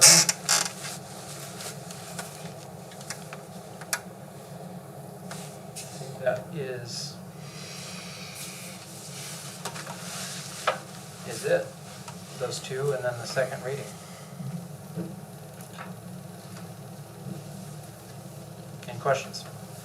I guess I just don't understand why we don't just leave it at shall. I think the may makes it ambiguous, and I didn't see anything wrong with the policy before, so to change shall to may doesn't make any sense to me.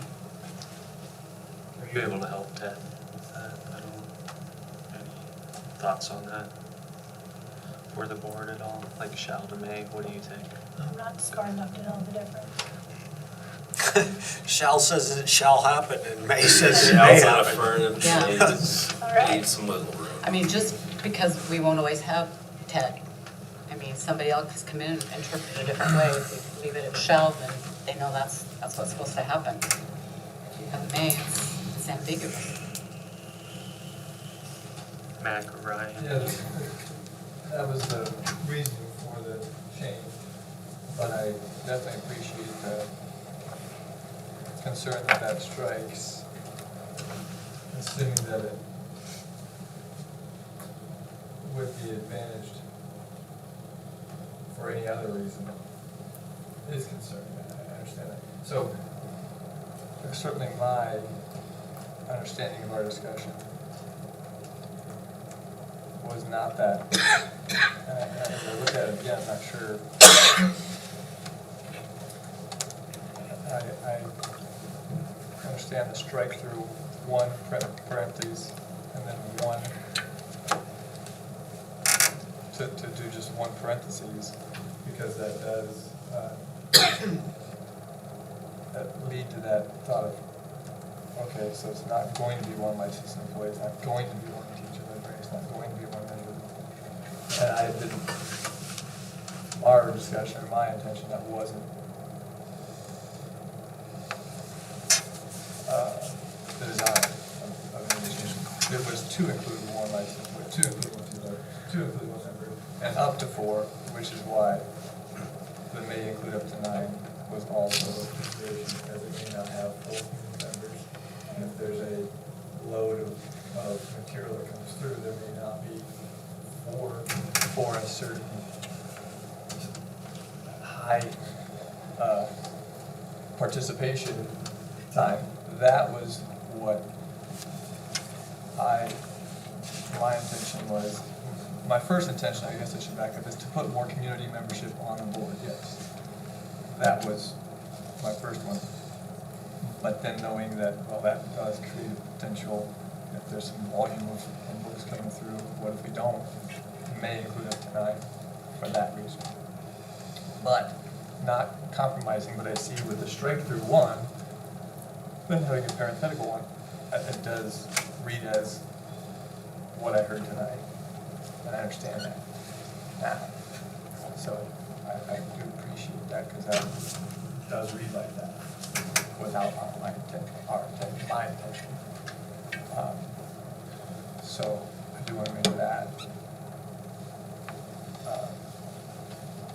change or comment that we can discuss. That was what my. Here's my thought. I've talked before. I mean, I appreciated hearing from everybody that came in and spoke. We've gotten to this polarizing place in this world where it's insane. Once again, I am like in the middle. It's a great view. I welcome anybody to come here in the middle with me. You can see all sides of it really nicely, and it makes really good sense. And we just have got to this point where it's my way or the highway, either way, right? And we're trying to make decisions for other people's kids. And at the end of the day, a community school district is a community gathering place. It's a community forum that is a melting pot of people who come from all different backgrounds. Some have 2 dads, some have 2 moms, some have 1 dad, some have no dad. Some of them grow up in abusive homes, some of them grow up with unlimited wealth. Our job is to educate them all. And the fact that we are arguing over a process that it works, we essentially took an hour of our time where we could have been highlighting all the amazing things that are going on in our classroom, the amazing achievements our students are having, the amazing work our teachers are doing. We talked for an hour about a process that's not broken. Number 1. Number 2, the process is already in place. If a parent or a family doesn't want this child to read this material, they don't have to. Okay? It's no different in this community. If there's a store that I don't want to go in, or I don't want my kids to go in, we can drive right by it. I don't have to go in there. Same with these books. But if there are families or students that want to read these or feel they are mature enough to read them or it interests them, they can. And I guess I just don't understand this desire to make decisions for other people's kids. I can hardly make decisions for my 2 kids without stressing me out, right? I don't really care, what another family does and decides is their prerogative. And as a school district, a community school district, when you're in a community space, we should support that, right? And I just don't understand that. This process wasn't broken. And to clarify, this came up for review through IASB. This wasn't a policy that was pulled out and ripped apart by the committee. This was due for review. And they gave suggestions. The committee read through the suggestions, made some changes to it, and presented it. Minimal changes, That's my opinion. And I also want to mention something that was kind of least on my mind as I reviewed this and was thinking about.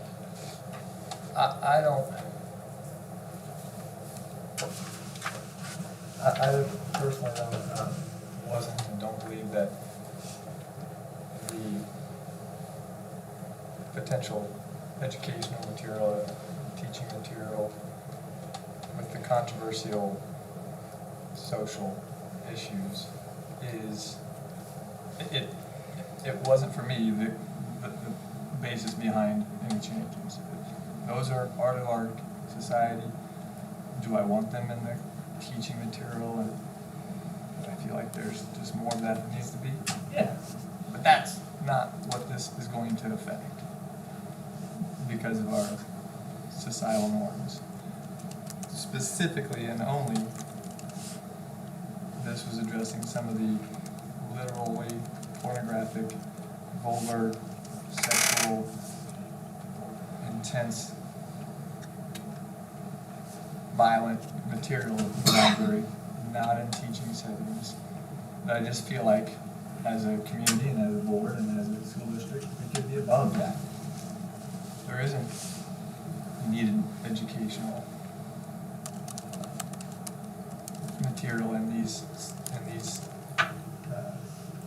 texts that need to be in our library, and that is the main basis for making some more community input on those materials, not intention to change teaching material. I don't think it's going to, those are going to come to a level of concern in the community either way. But the things in the library that no one has to check out, you're right. They're not forced to check it out. But I guess just more being above having that material is the main reason to bring more community in for that material, not controversial, social, educational material. That's part of it. I want to make sure I said that. I'll make a motion to approve the first and second reading of the policies stated on page 96. Made by Mac to approve. I guess I just want to be more clear on where we're going with this. I mean, help me out here. I'm struggling to wrap my head around it. If the kid, our process seemed to be working. If I don't want my kid to check out a book, I can accomplish that. If they don't want to check out the book, it's not going to jump off the shelf and into their bag and open itself up and make them read it. If somebody else wants to read it, they can. I'm just struggling to wrap my head around it. I know what's right for my family, but what's right for my family might not be what's right for somebody else's family. I'm just struggling to wrap my head around that. Like, I go back to Art. I asked Art on one of these books how often it was checked out last year. It was checked out twice. We were wasting hours. I shouldn't say wasting. We were discussing for hours when we could have be talking about all the great things that are going on at Indianola Community Schools. We were wasting hours talking about a book that had been checked out twice in like 6 years. I mean, how's that efficient? You know, that's what I struggle with is these books are tucked away in the corner of a library, and even like that passage that was read tonight, that was like a paragraph of a 300-page book. You got to take it in context with the rest of the book, right? It's like there's some movies that are rated PG. If you turn it on at the right point, you would think, oh my gosh, what am I watching? But if you watch the whole 2-hour movie, it would make sense why it was rated PG sometimes, right? So, I don't know, we have this process, we evaluate the books, we have an ability for parents to deny their child check out the book, we have an ability to know what books they're reading. I just don't understand this overwhelming need to dictate what other families are allowing their kids to educate themselves with and read. The change to the policy at this point is adding additional community members and changing the percentages. And again, this is for more than just books. This is all of our curriculum and our books. So I'll give my comments and then I'll state my position on this, okay? And then everybody knows where I stand. First of all, I'd like to say thank you to Officer Hackett, to Brad, Quinn, and Karen for acknowledging the work that the board does, because I appreciate that. Decisions like this and decisions balancing the protection of kids and also the exposure of kids is important. It's a noble calling. I'm glad that we were elected, all of us, to represent the community as we sort through those different things. Quinn, I appreciated the way that you brought your comments. I felt like they were very matter of fact, and I didn't feel like they were subversive, like maybe some other comments were presented, and I appreciate that. I have a communications degree, and I am not for censorship at all. I have worked in public affairs, and I know the value of the First Amendment. I balance that with being a parent, and as has been mentioned a couple of times by people that spoke tonight, is a spirit of distrust. And I will tell you that as a parent, there are things that are coming through instructional materials that I feel like are very social agenda based that I don't even have visibility of. As a parent, as a student, I used to bring my books home, and my parents could look through my books, and they knew what I was being taught, and they knew the things that I was studying. As a parent now, I don't even see those books. Like, it's all on this, and that's new for me, right? So when you talk about transparency, when you talk about a level of, navigating a relationship that has just some question marks, right? I think there's question marks by parents. I also think there's question marks by teachers. And so I think that some of what I would characterize by what you're talking about, Ben, is I don't like divisiveness at all. And I don't like any kind of a situation where people feel like there's a lack of transparency or an agenda. And so that's not my position on this at all. I don't have any of that. I do respect the work that the policy committee has put into this. I do like the idea of the superintendent being in charge of this process. I do like the idea of 4 members. I can understand the argument about can, shall, or shall, may. Can, shall, will. Shall, may. I don't have a problem with going to shall. And in respect of what work has been done here, that's my position on it. If it was changed to shall, and 4 people from the community, I think it represents a good product. I can agree to the policy if we change may to shall. What? Sorry. I can agree to the policy as it's written, as we changed it, if we change may to shall. What does that do, Ted, to like the materials they were bringing up? We have to go back and take it out, because it would be a new policy. It would have to be brought for the first reading the next, if it was decided upon that, it would have to be brought to the first meeting the next time. Am I correct on that? Because it would be a new policy. Yep. With all its, the examples and the regulations. I guess I was meaning more, what does that do to like the things that Mac was bringing up about the other curriculum, where then everything has to go through that process then, and it would be required for every single. Because it really is basically the old policy with more community members on it. Yeah, you just need to have alternates in place, because if it It's been says this there way has to be. forever. I haven't, there's never been a problem. That's why I didn't see a problem with the policy the way it was written. It's been this way for a long time, so I just don't know. Has there been a problem? I mean, has there? You can see on there at the bottom of the screen where IASB changed it from what their recommendation was on this change. Oh, I'm sorry, I can't, I gotta pull up on mine. At the bottom, Nick? Yeah. Right. I don't want to be a stickler. There's a motion on the table. If we need to pull it back, we can pull it back and have more discussion, but. Yeah, I think you need to do that. Hold it back for discussion, but I would. Second. I just correct me if I'm wrong. Can't you have, it's at the superintendent's discretion. You could have alternates in place if you needed to, so that you can meet the number 9.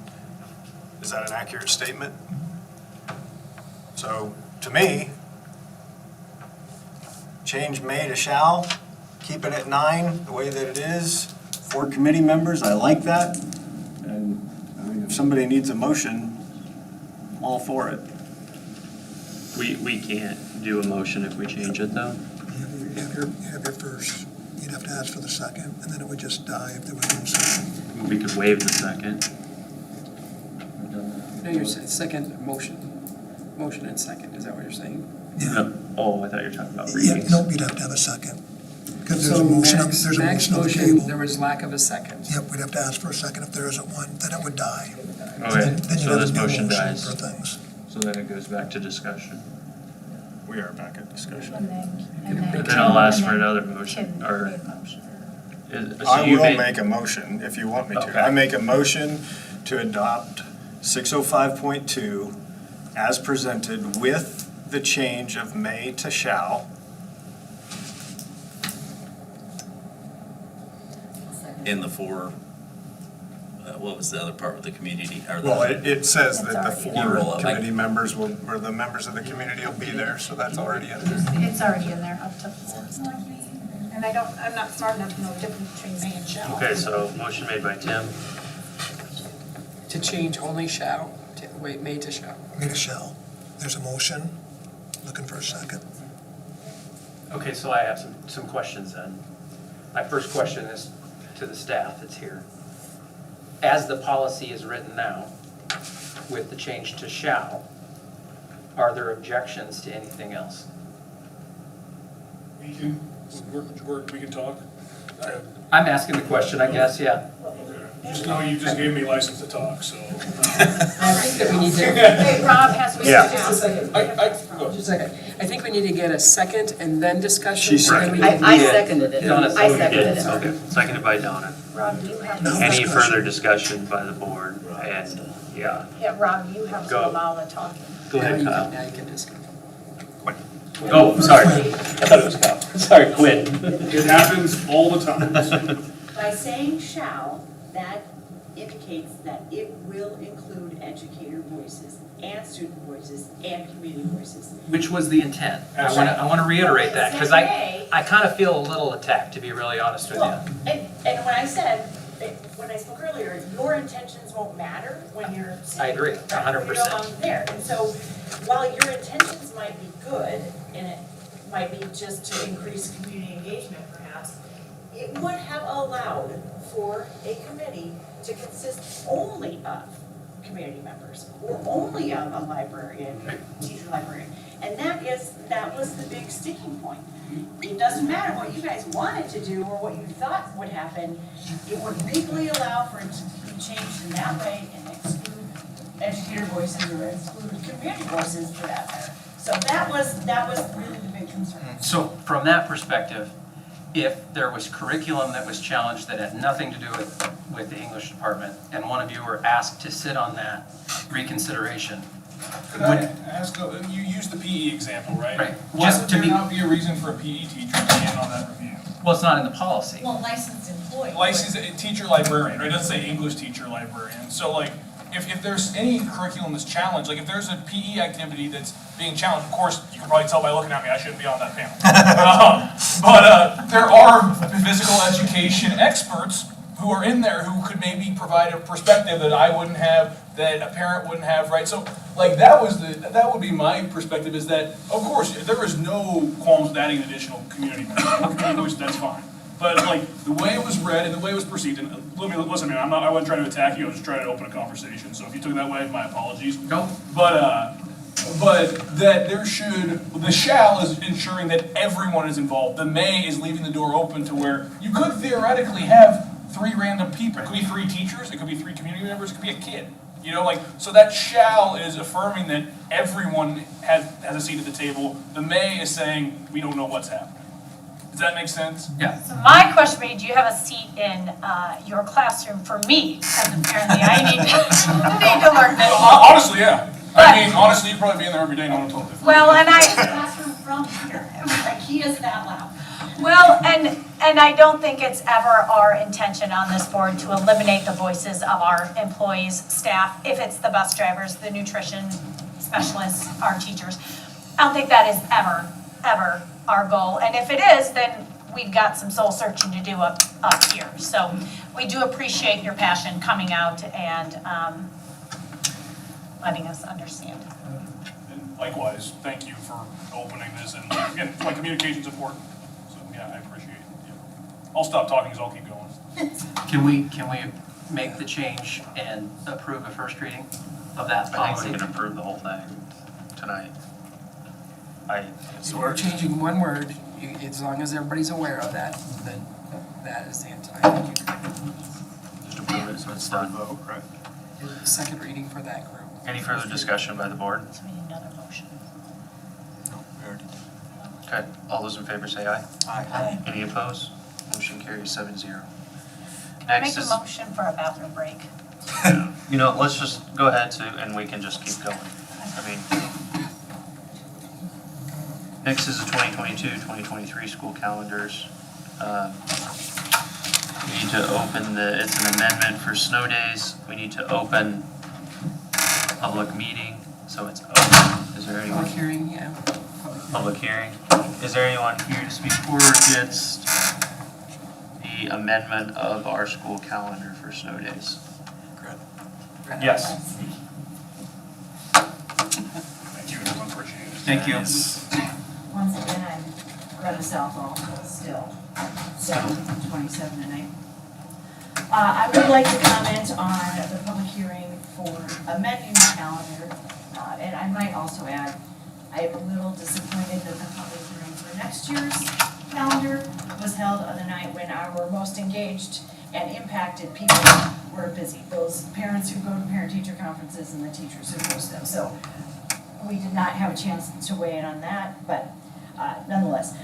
Two questions about the amended calendar for this year to account for snow days. The first being, why wasn't remote work offered as an option for our employees on those snow days, rather than adding them to the end of the school year?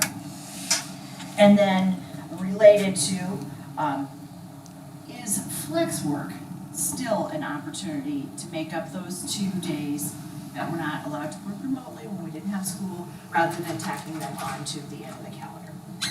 Those are my two questions about the amendment for this year's calendar. Ship sailed, I get it, remote work wasn't allowed, I would like to know why that wasn't an opportunity, and then also, is there a possibility of permitting those days to be flex hours between now and the end of the school year rather than add? Thanks, that's it. And I promise I'll speak. I'll find a reason for you to talk to him.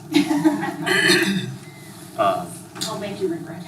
We've talked about it, and the board didn't want to move forward with it, so, I mean, that's what I would have, yeah. Okay. I think isn't that management? I mean, that's really not, those decisions are really on you, right? Yeah, I mean, we had talked about it, and it had been brought in, we brought it up to, what was it, HR committee, and it was more discussion needed to be had as far as the flex days, that we had, or remote days, excuse me. And as far as flex days, you know, I guess that would be up, you know, it's one of those pieces. Do you want them to work outside their contract hours to make up that time? I know that there are some things that have been talked about as far as professional development, because everybody says we don't have enough time to get things accomplished, and using those days to provide professional development opportunities has been a discussion. So I don't know if anybody else from the cabinet level has anything to add to that, or the board has anything to add. Because we're told that we don't have time to do these things, and having some extra time at the end of the year, if professional development opportunities were out there that would be impactful, whether it be building or district-wide.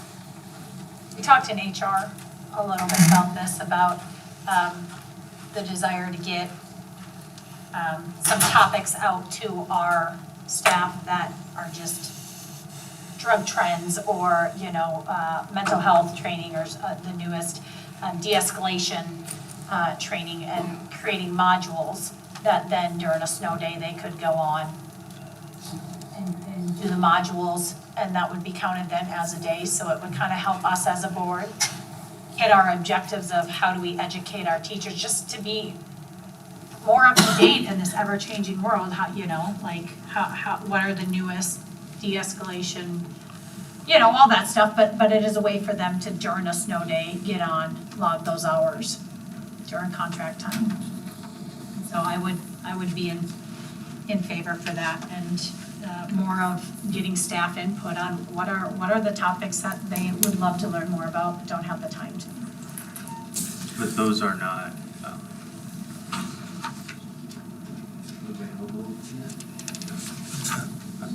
I'm sorry. I'm not on HR, so I'm trying to understand. I realized Ted was new this year coming into the district, and there's a lot of new things coming on board. And so that was the questions that I asked early on, is that if these were going to be work days or professional learning days, if that would happen, I need plenty of time to prepare those things.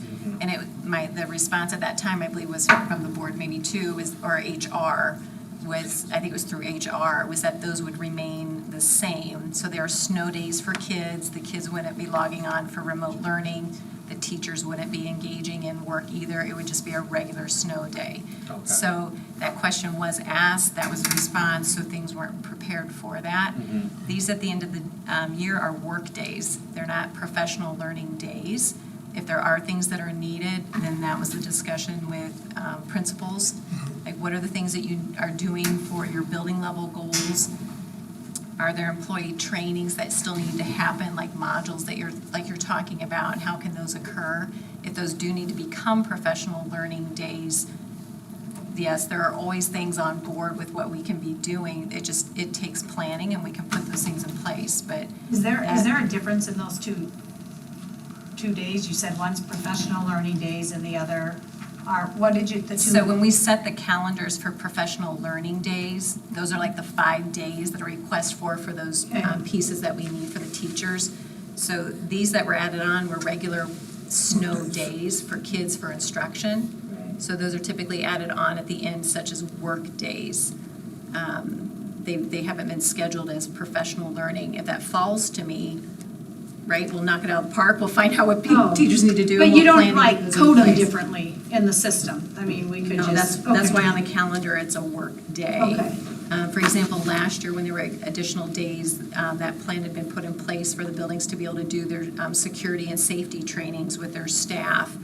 Those building level type needs include those. So Annette and Ted, are there things that those 2 days you guys could fill up with training at the principal level or at the administrative level? Or I think our building principals could find things to do with those 2 days. Okay.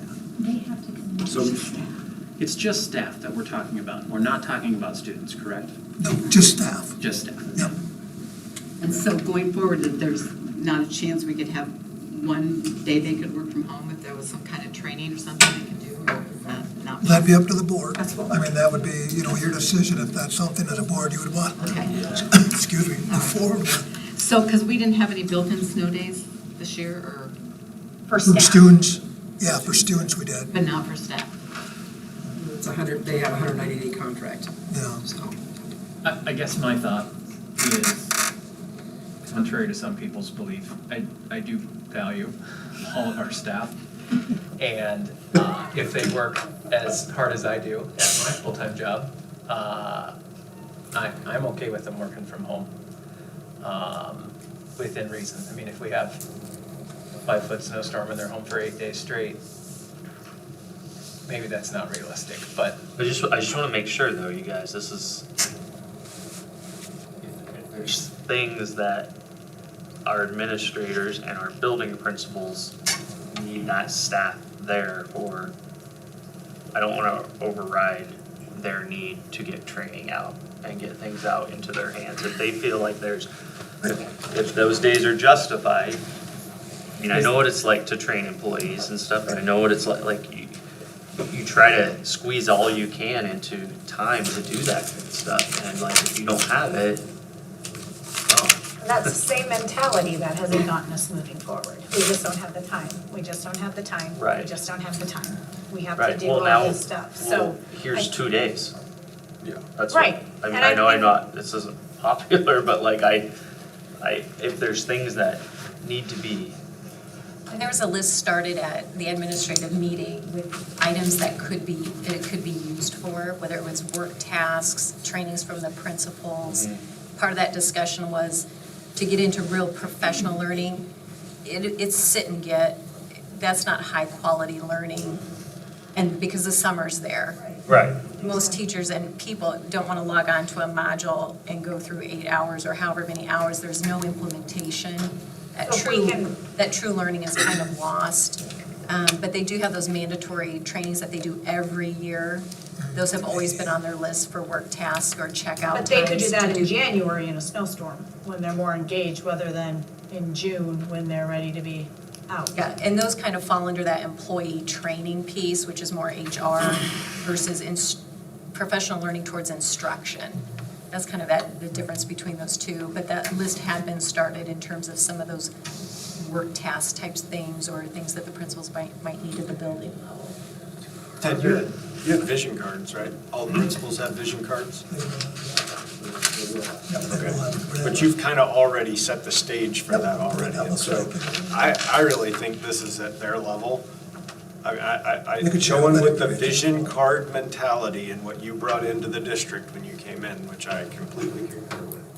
I think that this is a management at that level decision to come up with the items that are needed to fulfill their vision card. That's what I think this is. And I don't think that it's a decision to decide right now whether or not that would be online or in person. I think we wait for their feedback is my assessment. From a board perspective, I say take it back to those vision card owners and ask them what they need and have them bring it back.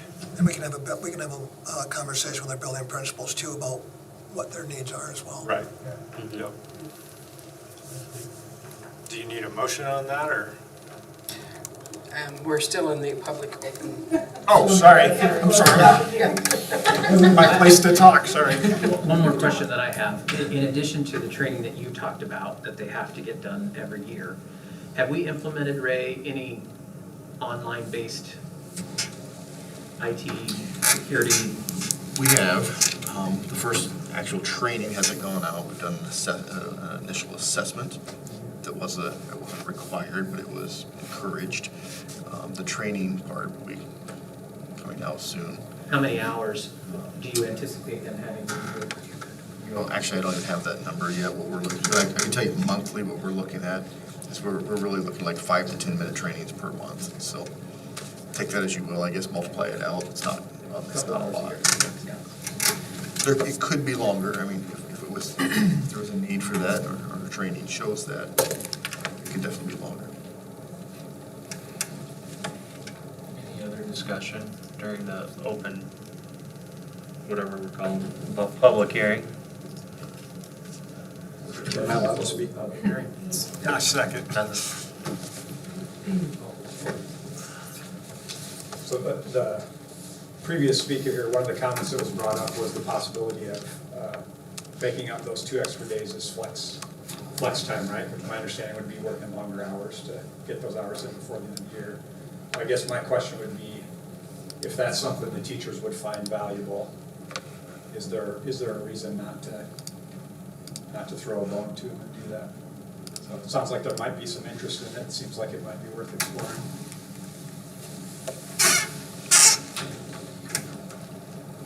Any other discussion? So are there there's 2 days that have to be made up? But they've already had all professional development for this year. You're just going to add different professional development at the end of the year. Trainings versus, That we might not have got accomplished. I believe it's trainings versus professional development. Yes. At the end of the year. And that's what I'm just trying to get clear on, because they were here for all their professional development and their training days. That's all done, so this is just We have additional. one more in April, but I'm not anticipating a snowstorm, so. I wouldn't be so sure. The last 3 years, it's snowed. Now there it is. On the way. So if it was a flex day, or one of them was a flex day, what would that mean?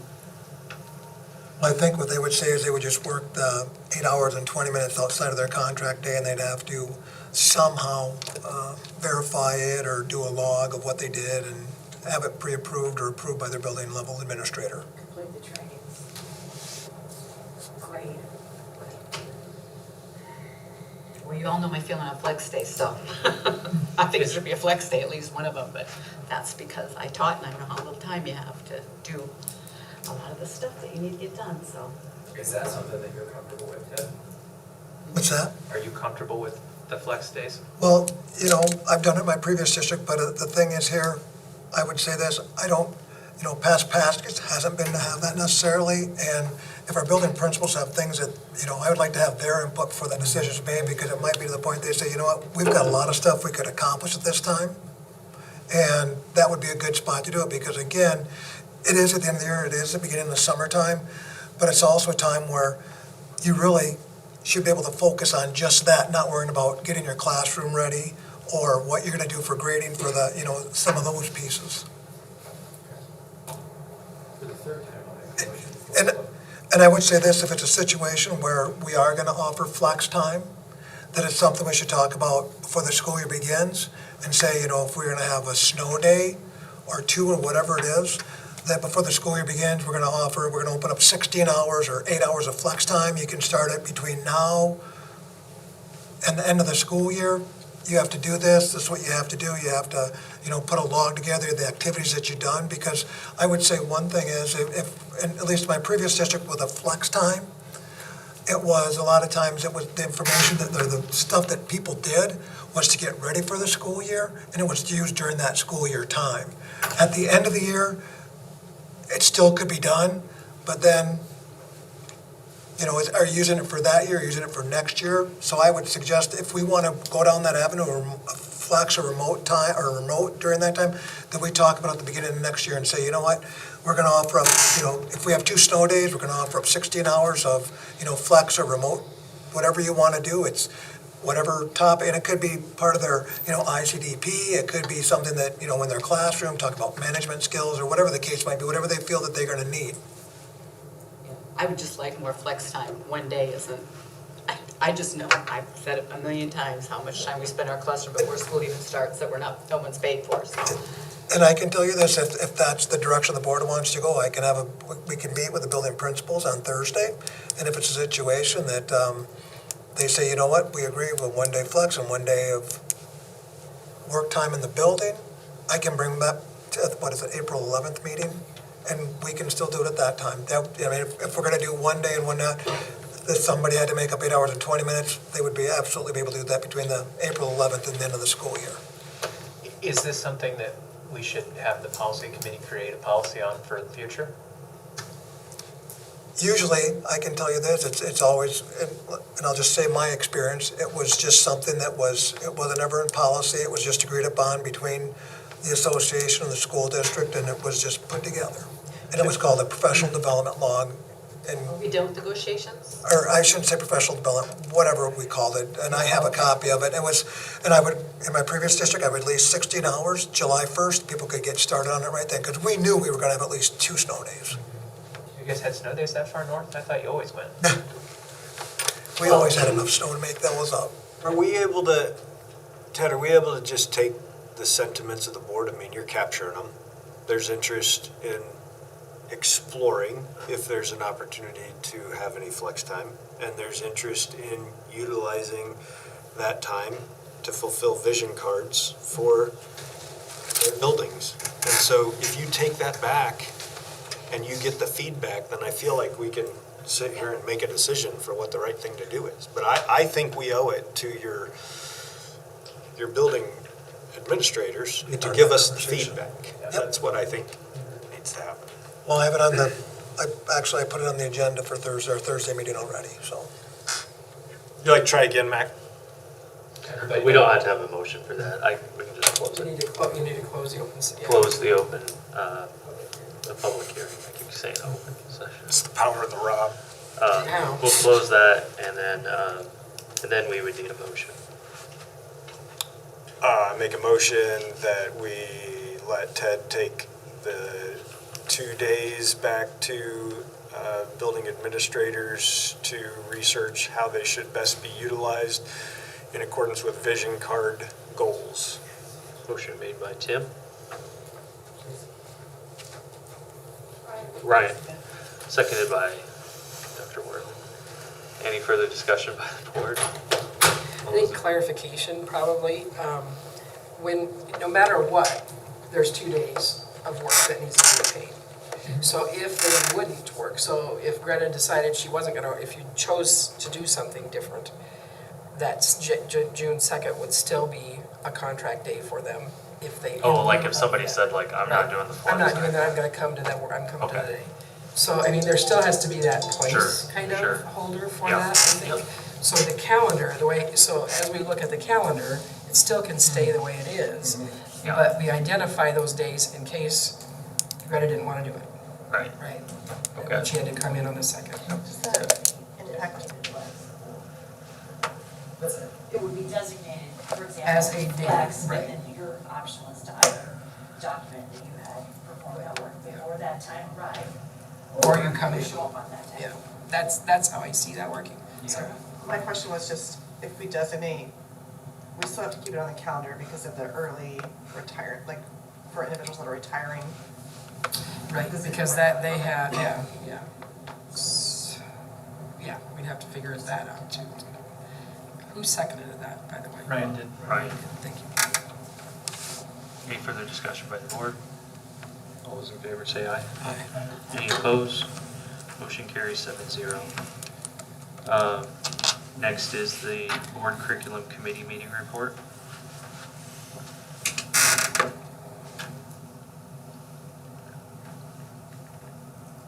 Sorry, I don't have that. I can look it up. Page 70.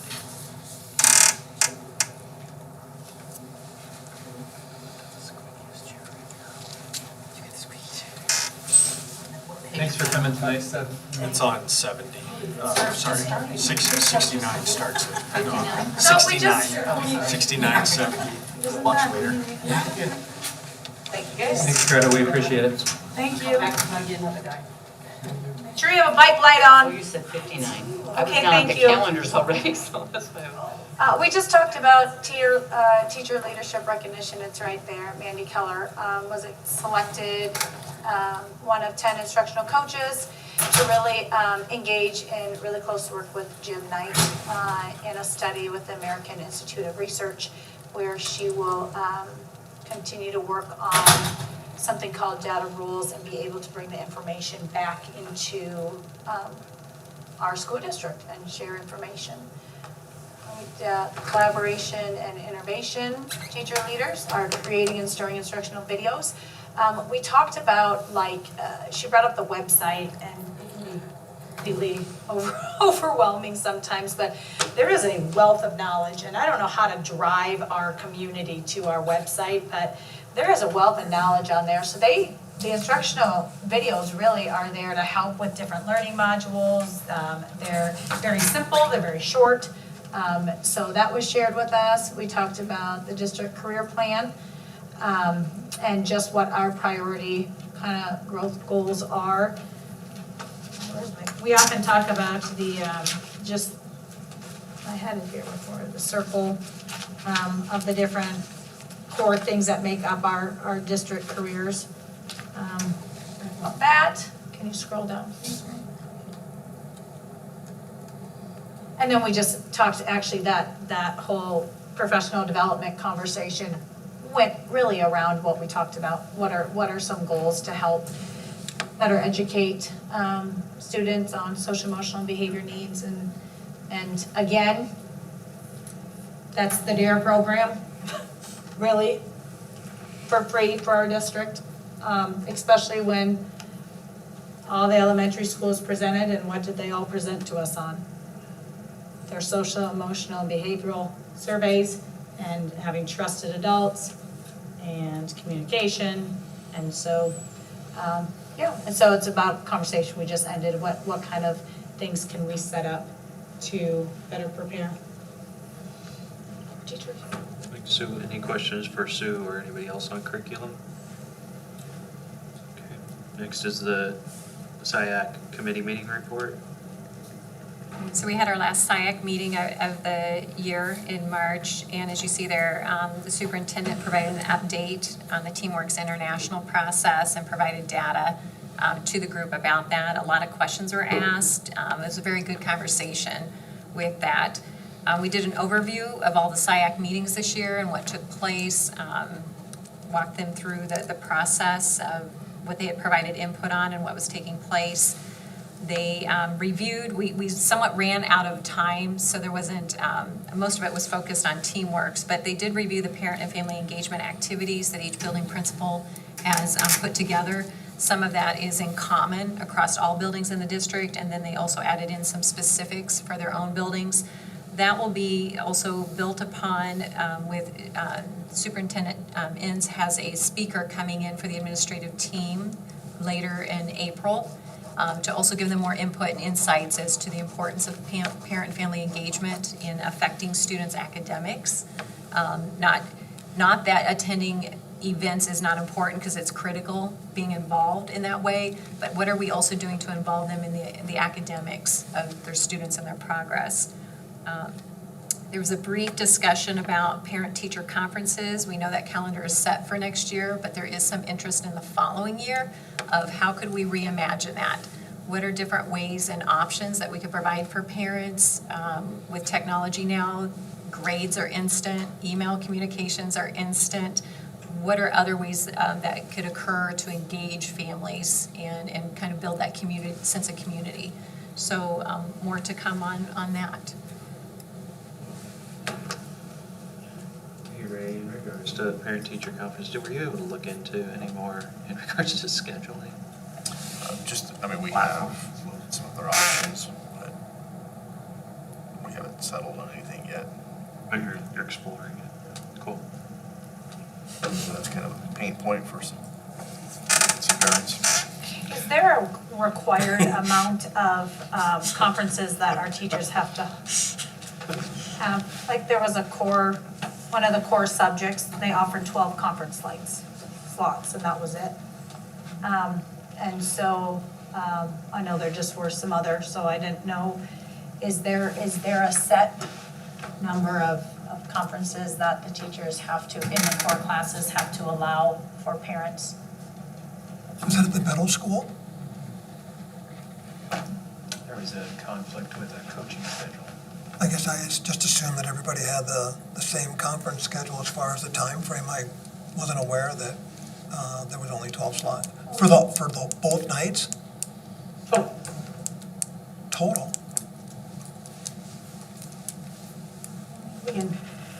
I just didn't know what it was.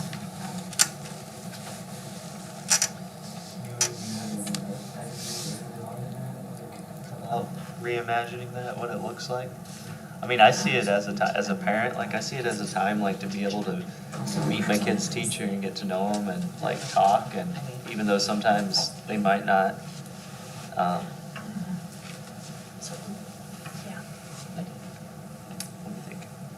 even though, sometimes it might not be, sometimes even about specifically the class, it's kind of interesting to hear how another adult perceives your child and sees things that maybe they could work on, not maybe specific to that class. And then you start to hear overall themes and things. So I enjoy it. And for every parent listening, I would encourage them to do parent-teacher conferences. I think they're very profitable, and I think they can be. And if at least all you can do is build up your teacher and tell them thank you for spending the time educating your son or daughter, for crying out loud. But and for the teachers, to realize like, hey, this is a great opportunity to meet my students' parents or guardians, and to be able to see like, okay, maybe now I understand. I've heard teachers say that. Now I get a little bit of better idea of what I'm dealing with here and stuff. I do think in person would bring more. Some people just like to be in person. I've heard it both ways. I mean, don't get me wrong, I do conferences every single time and I can get 10 of them done in 90 minutes, really. Or, so they are convenient, but sometimes people are just in person people. Yeah. Do you have any ideas? I think this was tied in a little bit more too with the overall discussion of parent and family engagement. And from that discussion, that was a couple meetings before this one, was about meeting parents where they're at you know, in terms of connection. How can we make it so it's welcoming, so that they can navigate the buildings easily? Are the expectations matching? So for you as a parent, if your expectation is that you want to hear how that adult views or perceives the student, let's talk about that. Yeah. If you want to know more about the academic skills and talk more about standards and tests, Sure. let's talk about that. Sure. So let's kind of modify or design that conversation and ask the parent, what is most important to you to talk about now? And have choices. If they prefer by Zoom because that's more comfortable, let's have that choice. What can we do to draw them into the building, though? I know this has been done in the past too in some buildings, but bring it back to where have some presenters come in for an hour on if you want to hear more about technology this evening. Maybe it's more about social emotional learning. What about social media? Have some of those at the same night to draw them in. We've done art fairs before. Art fairs, I was supposed to say the art fair was To a do big those. Some of that too was mentioned, like we had student-led conferences prior to the pandemic, at least at the middle school, where the student helps to lead that conference and they're engaged in that learning, maybe expanding those. The other part too, though, in trying to reimagine it is, does it have to all just be limited to a specific day and time, to where how could conferences be worked in throughout the school year? Because you do have email and you can meet at any time, and how could those also count or be seen as a parent-teacher conference? I think what limits us with our thinking prior to this is always that those conference nights then count as a work day, where we typically hold those. So when they have 2 days at the night, that counts as that Friday of a work day that they have off. So it's how do you reimagine that work time within that year, if that's something that would occur? Or are there expectations to reach out and contact so many parents per week or per month and those kinds of things? But I think the other part to this is drawing in the teacher perspective. How would they see that? So this was just kind of that initial, what are your thoughts from this group? But there's a lot of stakeholders involved with that, so. And the high school and middle school can't possibly get every single child in the time that's allowed, because, they have 150 students or whatever, and there's not 150 conference slots. When Brian was in school, and my kids were in middle school, we stood in line the teachers were just there, you two, we stood in line, and if the night ended, you didn't get a conference. So then if that was the last night, that was the only night you could go. So something, needs to be done. But I mean, they have email, they can, go back and forth, because I know I have family who's been in high school and have had 2 people show up for conferences that night, the whole night there too. So, it's a hard thing to do, especially in elementary. We had almost 100%, so I didn't ever deal with that. But I know how hard it was in middle school to, to actually get to a conference, because there's not enough slots. It'd be interesting if it was pitched a traditional or flexible option. And then with the traditional option, I really like your idea of having a topic presented. I mean, whether that's social media, the impact of social media, or that's, preparing for college or your career. Yeah, how to be a better parent 101. I would go to that one. De-escalate situations. Those are great. I really enjoy them. I'm glad you guys are doing that. Thank you. Yeah, thank you. Any board human resources committee meeting report? HR, remind me what we did. You should go on up there. Page 75. I wasn't there. There, yeah. Talked about positions needing filled for next school year. Talked about the interview which I think's a moot point. I think that was approved tonight, right? When was John approved before I got here, so took care of that. That didn't. So you had nothing to do with it, buddy. Yeah, I was not here. Although I feel like I've been here for 5 hours. What else? Talked about the position. what does the new administration position look like? Oh, yeah.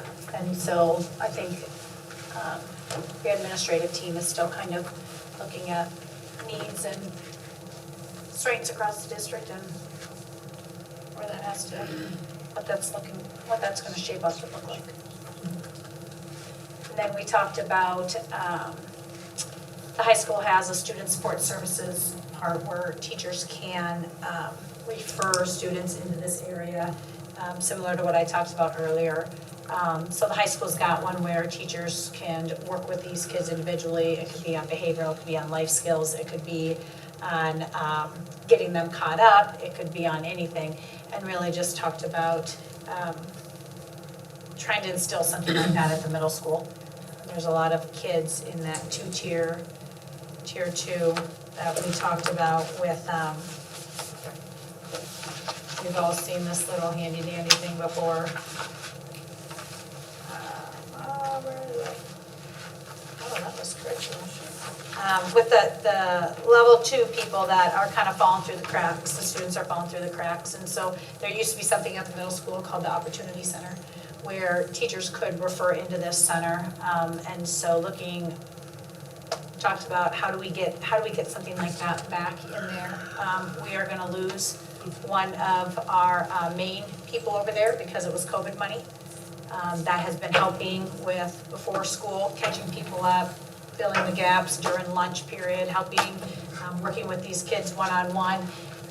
She created a tutoring program with the high school kids afterwards. So, you know, how do we look at bringing the Opportunity Center back, maybe only on a part-time basis, but that these teachers have a place for the students to go into if they need a little bit extra support. So I think that that warrants a further conversation sooner than later. And so we do have data presented from the middle school counselors as to how many people are currently using these services right now, and then at the end of the year, with this person leaving, is there a way to bring them back in a part-time position? So we can still have those touch points, another place for a trusted adult, and taking some load off Officer Hackett, so someone else is able to deal with more of the life skills with these people.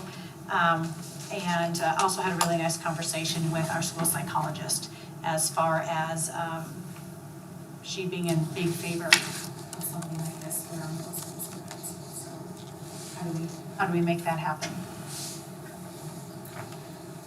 Let's have Simpson kids maybe come and do some of that too. Well, yeah. We need to do something. You know, I mean, Simpson kids, a lot of them are free at the end of the day.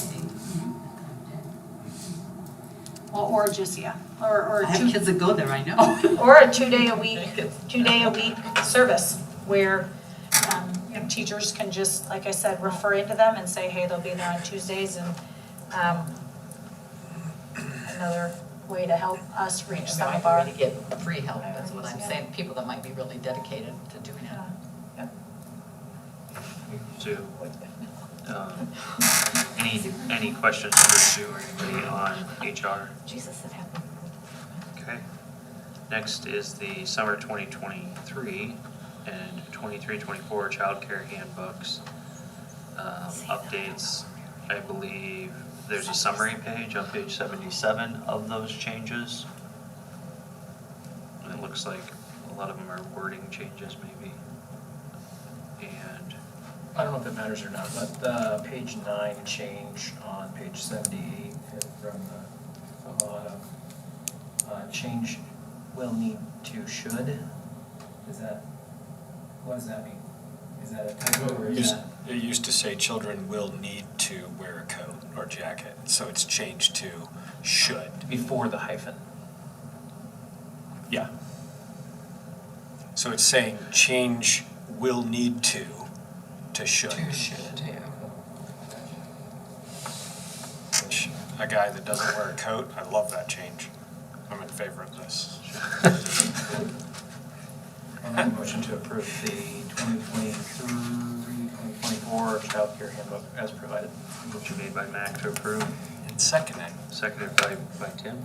Any further discussion by the board? All those in favor say aye. Aye. Any opposed? Motion carries 7-0. Next is the bus bids for 2023-4 and 24-25. Chalky amount that's on there. It's a lot more than what they were before. So they were about $40,000 higher in bus costs. Right now, it is now standard for the driver air. So air conditioning for the driver only. And like I said, to add it, it's another $10,000 per bus. And in our facilities budgets, like PEPAL and SAVE, we need to save all those. So I said, if they're hot, they need to go sit by the driver. There you go. Does this bid include the new GPS system and all the seat belts and everything? I mean, it's ready to go when it gets here? It will be, yeah, seat belts is in there. The GPS system, they'll add that because it's a separate entity. That Tyler Technologies is separate. But it'll be ready, I mean, the goal is that they would be ready to go a year from now. So you notice that it's 2 in fiscal '24 and 3 in fiscal '25. And they're it's taking that long to get them. Guaranteeing the price today? This locks it in, yep. And are we paying it now, or are we paying it No, next year? we pay it when we receive it, so. I will also make a motion to approve the 2023-24 and 24-25 bus bids. Motion made by Matt. Seconded by Ryan. Any further discussion by the board? All those in favor say aye. Aye. Any opposed? Motion carries 7-0. Next is approval of the 2023-2024 certified budget for publishing. Okay, there was a minor change I put on your table tonight. And you'll see the highlight, it basically was, we reconfigured some of the debt to, and it wasn't a big deal, but it was the 150785 on line 37 on page 1. And then as he restructured the debt, to add 23-24, because he was gone and could not get me that information. The numbers changed by $2, the tax rate does not change at all. But to get the exact numbers, this is the new approval. So that will put, so the thing that will be published in the paper will be the front page only. Again, that's a very confusing page because it's everything that's behind it. So the tax rate doesn't change, it's ultimately the same, but you'll see in there where I've highlighted what's changed. The back page has changed the most, but the dollar amount does not change. And did we talk about helping to explain this? Is this the thing that we were talking about? To explain this to the public, yes, we'll need to, yeah. And we'll do something when we bring it to the public hearing. Okay. We'll have something that's a little better, yeah, because it is not Because when I look at this, I don't even. kind of Greek, yeah. That'll be at the April 11th meeting. April 11th. I can really see. And we don't want to send any form of communication out before that, so they can process it before they show up for the public meeting? We could, Just, the example this evening was, there was a little bit of miscommunication, right? So, I mean, if we can send out a form of communication beforehand to help them better read it, there won't be so many people trying to read it the very night here already with their thoughts. A summary of what we're proposing. well, yeah, that it's, yes, I can do I something think else that in the sooner we release information and communicate to the public, then that would give them time to process and look and. How many people typically come to the public hearing? Zero? Zero. Oh, well then, maybe it's just, Well, I can do something that's more just pretty, I mean, that's the problem is, it would be a presentation that just shows that, from, fund to fund, this is what we do because this is, again, this is maximum budget that you would ever use, and it's all funds all together. It makes no sense, nobody ever uses it once we do it.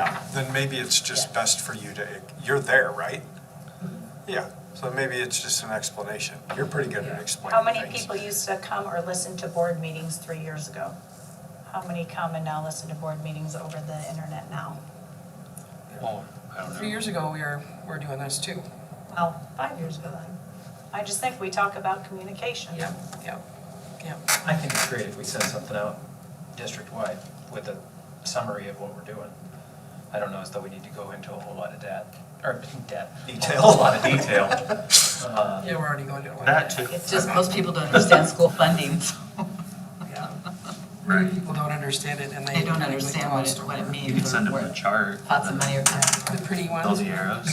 I just didn't want you to Yeah. feel like I was asking you to do some complex thing. That's not the spirit of, as I look back at the discussion that we had, we talked about helping to clarify, and that's all I was really looking for. I agree. Right. Yeah. I agree that we need just 3 to 4 sentences Yep. of it. I can't change this. This is what has to go to the No, board. this is backup data. Yeah, this is what has to go be published by law, by school, by law. So I would give Beyond a that, we motion can to put it on the website, yeah. Make a motion to approve the publishing notice of public hearing for 2022-2023 certified budget in the local newspaper. Motion made by Mac, Second. seconded by Donna. Any further discussion by the board? All those in favor say aye. Aye. Opposed? Motion carries 7-0. Next are the monthly financials. This is for January. See that we're coming out of it. We're gonna start to, we received some of our federal monies for the computer refresh, so we will receive the second part. And our loan draft will rise higher, so maybe. So I don't have any And then specific. you go right into showing everybody's property taxes going into the bucket. It really goes high. Oh, with that April. Yeah. April's my favorite, right? Right. We're all paying it right now, aren't we? What's that? So let's not minimize the money IT brought into the district. She gave you a shout out. I did. I You know, got I'm a just saying, backhand it's not compliment. often we You got a make- backhand compliment. Any questions on any of that? We usually spin it. Plug that. Any questions? Motion to approve is needed. Motion made by Matt. No, Ben? I don't know, who said Matt? I'll second it, though. Seconded by Ben. All those in favor, or no, any further discussion? All those in favor say aye. Aye. Motion carries 7-0. Next is the Board Finance Committee meeting report that we just had this No, morning. this is from last. Oh my gosh, are you kidding me? I know. All right. And your one from, the one from February today is on 21st, your oh. table. Tackle them both if you want. Go for it. Last month, we talked about the certified budget, which we kind of went over tonight, setting the public hearing, so I'm not going to bore you with details on that. We went through the staffing expenses and how those are projected out and what it's going to look like for how and where we're going to pull that money from. There is some deficit spending that's forecasted over the course of the next few years. We talked in length about board policy in relation to fundraisers and what administration is going to do to try to bring that process into alignment across the district. Administration is going to continue to work on that. And then lastly, Jonna went through PEPAL and SAVE budgets with nothing significant to report. This morning, which is a whole lot more fresh than last month, It's on your table tonight. we talked about a lot of fun things this morning. As you can probably imagine, with school lunches now being back on the table for people to pay, we do have some balances that are out there in the red. Our current food service budget has over $1 million in it. Just based on the reimbursement rate from the federal government over the last couple of years, it reimbursed higher than what we typically charge, which doesn't make sense to me, but that's how it works. And so we know that at some point the government's going to say, you've got to spend that money or we're going to take it back. So we talked this morning, high level about, kind of what we can do with that money. Part of it is going to go for the high school project on appliances related to food service that are not attached to the building. We're going to have to talk a whole lot more about that as we get closer to there actually being a new cafeteria. We also talked about covering the cost of the free and reduced portion of our lunch balances that are out there. So right now, we've got families that qualify for reduced that are paying either 30 or 40 cents per meal. There's about $4,000 in negative balances already. No, that's what's been charged for the whole year, so yeah. Not negative. Not negative. Okay, I apologize. That's okay. Our thought process was, with as minimal as the cost is on those lunches, that we just make those free. Instead of requiring the families that qualify for the reduced 30 or 40 cent meals, we subsidize that and just make free for everybody. And for those that either chose not to fill out the form, if you're watching, please fill out the form, or they're paying regular price. And that would be a temporary thing that we would revisit in the future. It's not going to just auto-renew. And we'll talk more about that over the course of the next couple of months before the beginning of the next school year. This next one I'm really excited about, staffing and benefits. So we went through and got an update on the negotiation process. Outside of that process, we talked about, what options do we have to retain and attract individuals to the district for both teaching positions and associate positions. And one of the key pieces that we talked about was finally deciding if we're at a point where we can offer benefits to our associates. If they are classified as part-time, it would be at a reduced cost to the district. There would be a little bit of money that they would need to pay for their benefits.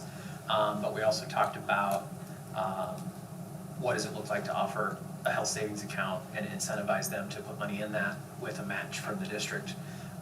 We want that to go to the HR committee for that committee to kind of review and hopefully be able to come up with a plan before the beginning of next school year with that as well. So really excited to explore that a little bit more.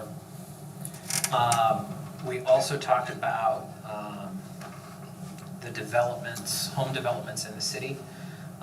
We know right now there are currently 43 houses that are slated to be built by the beginning of this next school year, with a total of 70 homes in that development on the north side of town. If we did some real simple math and said every house had 1 or 2 kids, that's a lot of kids coming into our district. We also know that there are other housing developments that are currently in the zoning process or further along in the process that are ultimately going to bring more houses to the community. A lot of these are starter homes in that $325,000 range, which seems crazy, a starter home at that price, but yeah. Wow. We want to have some further study with that and explore the opportunity of having conversations with our city council members and administration from the city, just on more of a long-term planning for both them and us. And again, we went over capital and save. Any questions? I just have a question about that PEPAL money. What's the legislature doing with that right now? That's a Pearl money. The Pearl money, The okay. recreation one Sorry. for playgrounds. I did receive a request for information that the legislature asked about. They wanted to know if we had, we were bonding our Pearl dollars for playgrounds, so if you did a bond for that. And I said, we don't do that. I said, we know, because in 2018, we did a playground, and we know that it's $500,000. So we know that if we gain $130,000 a year that we can save, and that will help offset the cost of those upcoming playgrounds.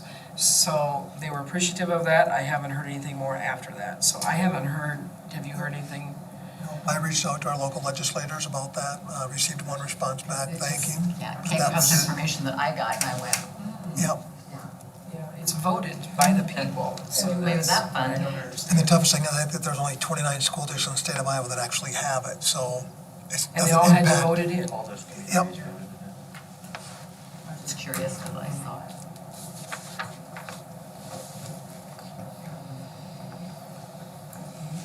Okay, I'm sorry. Any further discussion? No, not discussion, whatever, where are we? We're on to the next. Yes, finance committee meeting's done. Any questions for Matt or myself or Tim? Hearing none. Board facilities committee meeting report.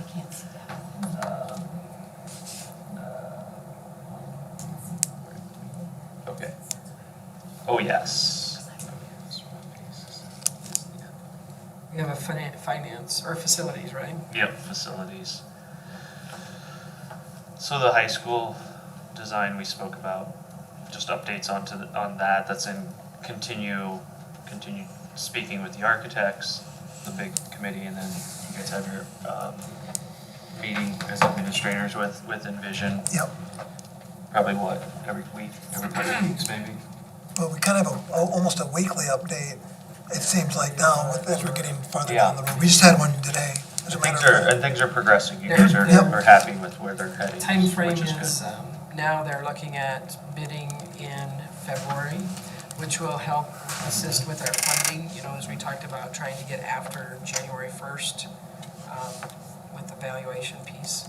So that kind of fell into place because we've delayed a little bit, so. A little bit of a hang up with the auxiliary service building there with the pad because of the soil and stabilizing the soil. So they brought in soil, didn't they? I think it's already Brought in there. soil, they brought in soil previously that didn't meet specifications, and so that they're Yeah. redoing that. Weird. I swear we had that conversation. They billed us, Conversation. they billed us too, I saw We did. in the consent agenda, $165,000. Well, yeah, so that's things that's, I think November's payout maybe, or December's. We're in arrears right now because they're still checking out things, so. No, that would be at their own cost. That would have been at their own cost. They'll That- have to, yeah, it's this, they didn't meet We will have to- specifications, and if they don't make specifications, it is their cost. Yes, yes. Oh, okay, Yes. that's good, because Yes. we were worried about. Yeah, we were worried about that, yep. Okay. And then the science rooms, there was a higher estimate to begin with. We don't think it'll end up being that high because the cabinets are They're using shelving, movable shelving and stuff like that. I mean, I think that there's. movable and removable. When I was in that science room at Emerson, I'm sure you've been there too. It'd be nice if they have shelving, because they've got all these stuff in, you know, tubs everywhere. Yeah. It'd be nice to have it shelving. We filled all those positions for science. Are we good Still now? waiting on Emerson, but One they more. did interviews today. Optimistic. Optimistic. Yeah. Great. There's just so much stuff. Yeah, sorry. Yeah. How serious is the garage door conversation when that's had? The ask of the auditorium crew, you know, they need that garage door access to their facility. And I don't even think that Or is just more or less for the gym? Yes. For like in the future, if you needed to replace the structure of the basketball hoop or the gym floor, like just to get the access to the. So is I'm there, specifically talking about the auditorium. Yeah, garage so the door? access to that would be located from back behind the high school right now, where the backside of the high school. The weight room would become storage essentially, for drama, theater, all that, so if we have to everything. haul the, And then they can come through And there. then the There would be enough Large size, structure. yes, Yeah. yes, there would be enough room to get through. Is the Yes. garage door? And they would end up having more space than they Yeah. currently, a lot more the space. backside of the weight room Because they'll take that whole weight room. that goes out to that practice field would be the garage. And then they could offload the weight room would basically be where they would build their sets and store everything. And then they, another at-large access. yep, and then go across the hall to the stage. And a lot more space, Ryan, than what they currently I know, have. that was very nice. I just didn't know, then into the auditorium, there's gotta be another garage door. Right, I'm Right, like- assuming there's another large door, yeah. You're assuming or you know? I, Because like, I'm There- curious, as much as There's one on we the all those outside that's coming in platforms. this way. There should We be show one on. where we dismantle the side, that stage side of and the put way, it back up, right? and then take it back down, and it goes through the doors constantly. I felt like at the last meeting we're at, it actually is an improvement as far as like, you're still gonna have the access, but you're gonna have a gigantic space now to Every single one build of them. sets and to store sets, and then the representatives there that were representing the theater department seemed satisfied with. I think it'll be just a change, but it's actually better because you're gonna have more space. Yeah, the amendment, I knew about that space and that. Oh, it's all plans and so. That's what I used to hear. Have you guys seen more detailed prints or ideas yet? No, nothing yet. It's kind of back in. They had schematics Right. at our high school planning. Did you? They've listened and made some changes, and one of them was that access point for the. It's off again. There's plenty of room for you to build sets. My charger. Okay, next we go to the board calendar. Or do you guys need to do the committee meeting report? You've kind of addressed it all, I think. I think we, what's that? You hope.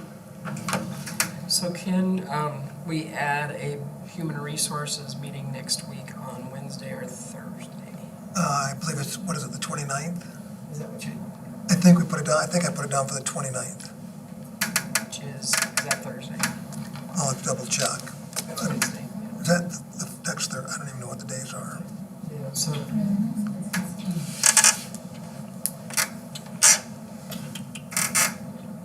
For the 3 members. Must be the 30th then. You could, either day. Yeah. I'll send out an invite tomorrow for people that know. I don't know what you're talking about. Attack on Human Tuesday. resources meeting next week, rescheduled from last week. Yep, I'll put it on the 30th. That'll be that Thursday, the 30th. Tuesday, We have tech on Tuesday. So let's do Thursday. I'll send out a calendar invite tomorrow with it. I've lost my cell phone, so I have no idea what my. You mean to call you?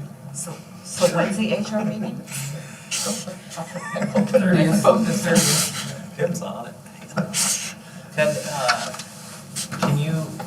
can you or are you in a place where you can give us an update on the, where you're at with the logo? Yeah, so we had a meeting in early March. We just got the first tentative schematic designs back.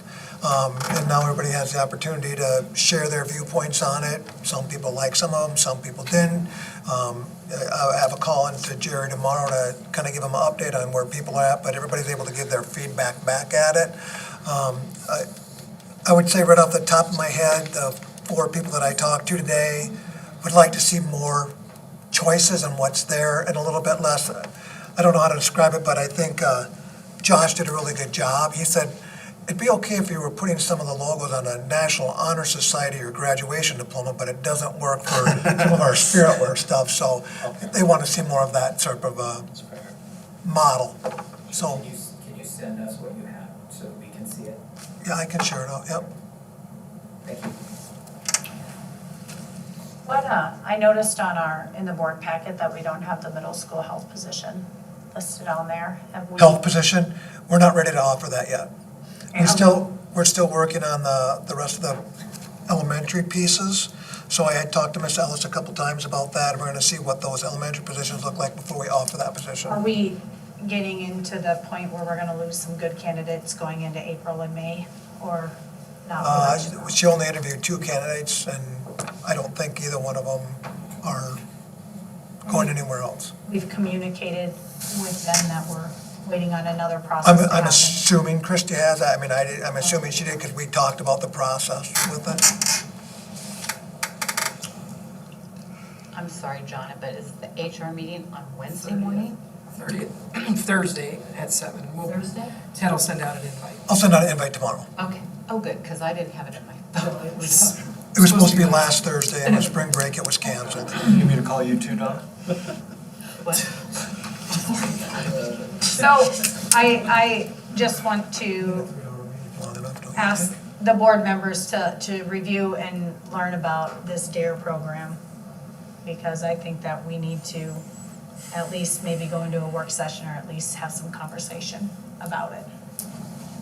Because we have a partner willing to meet us halfway, take the financial burden, and really just because their priority is mental health and safety in our community too, so.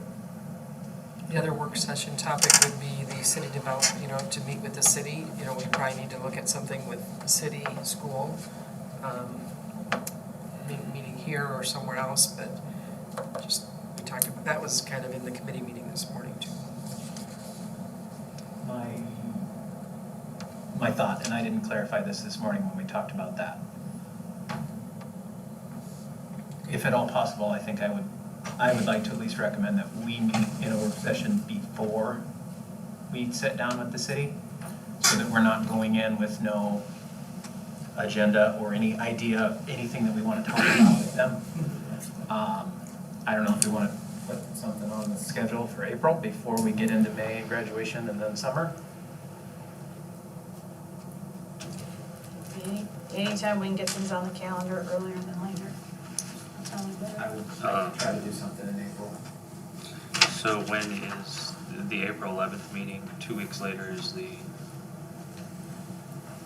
when we would have had our normal board meeting before we went to one. Which is, Looking at April, 25th would be the second Tuesday. Is that what you're talking about? The 11th is the budget hearing. We have to keep, everybody can be here, that's a budget hearing, so make sure you're here. That's a regular school board meeting too. The 11th, yeah. And then April 25th would be an option for a work session. I would not be able to do the 25th, that is Scholar Night at the middle school. Or they have what it's called, they invite kids in. okay, so middle. I have an obligation on the 25th with another board. Work session, Donna. Distinguished Achievement Award ceremony is the 25th of April. Monday the 24th. Can you do, well, you work late on Mondays, right? Yeah. Off.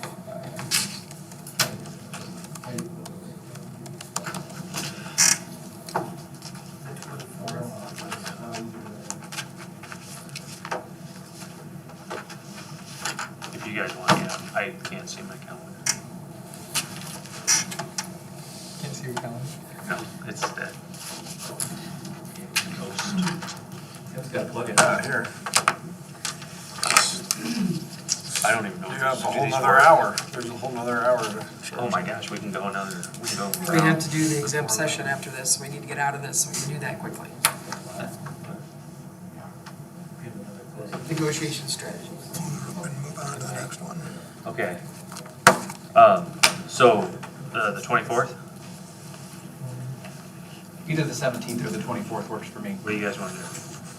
Everybody raise your hand if you want the 17th. 17 won't work for me. 17th won't work.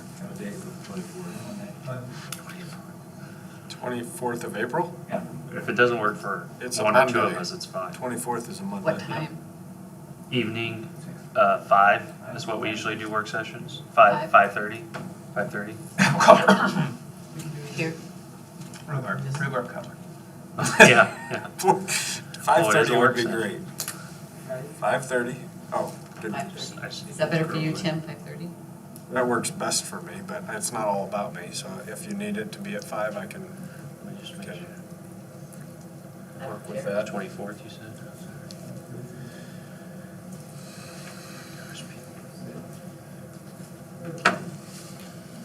5:30 to 7:30 tops, we'd leave at 7:30, right? This is the 24th, was it? Yeah, sorry. Could you call me Ben? So, 5:30. What's that? Yeah, 5:30, 7:30. 5:30 to 7:30, got it. Yes. You ready? The motion to adjourn. Make a motion to adjourn the meeting. Made by Matt, second by Ben. All in favor, say aye. Okay. I did. So we need to read the, So we need to just, read the paper. no, this is because it's strategy, negotiations and strategy, there's no.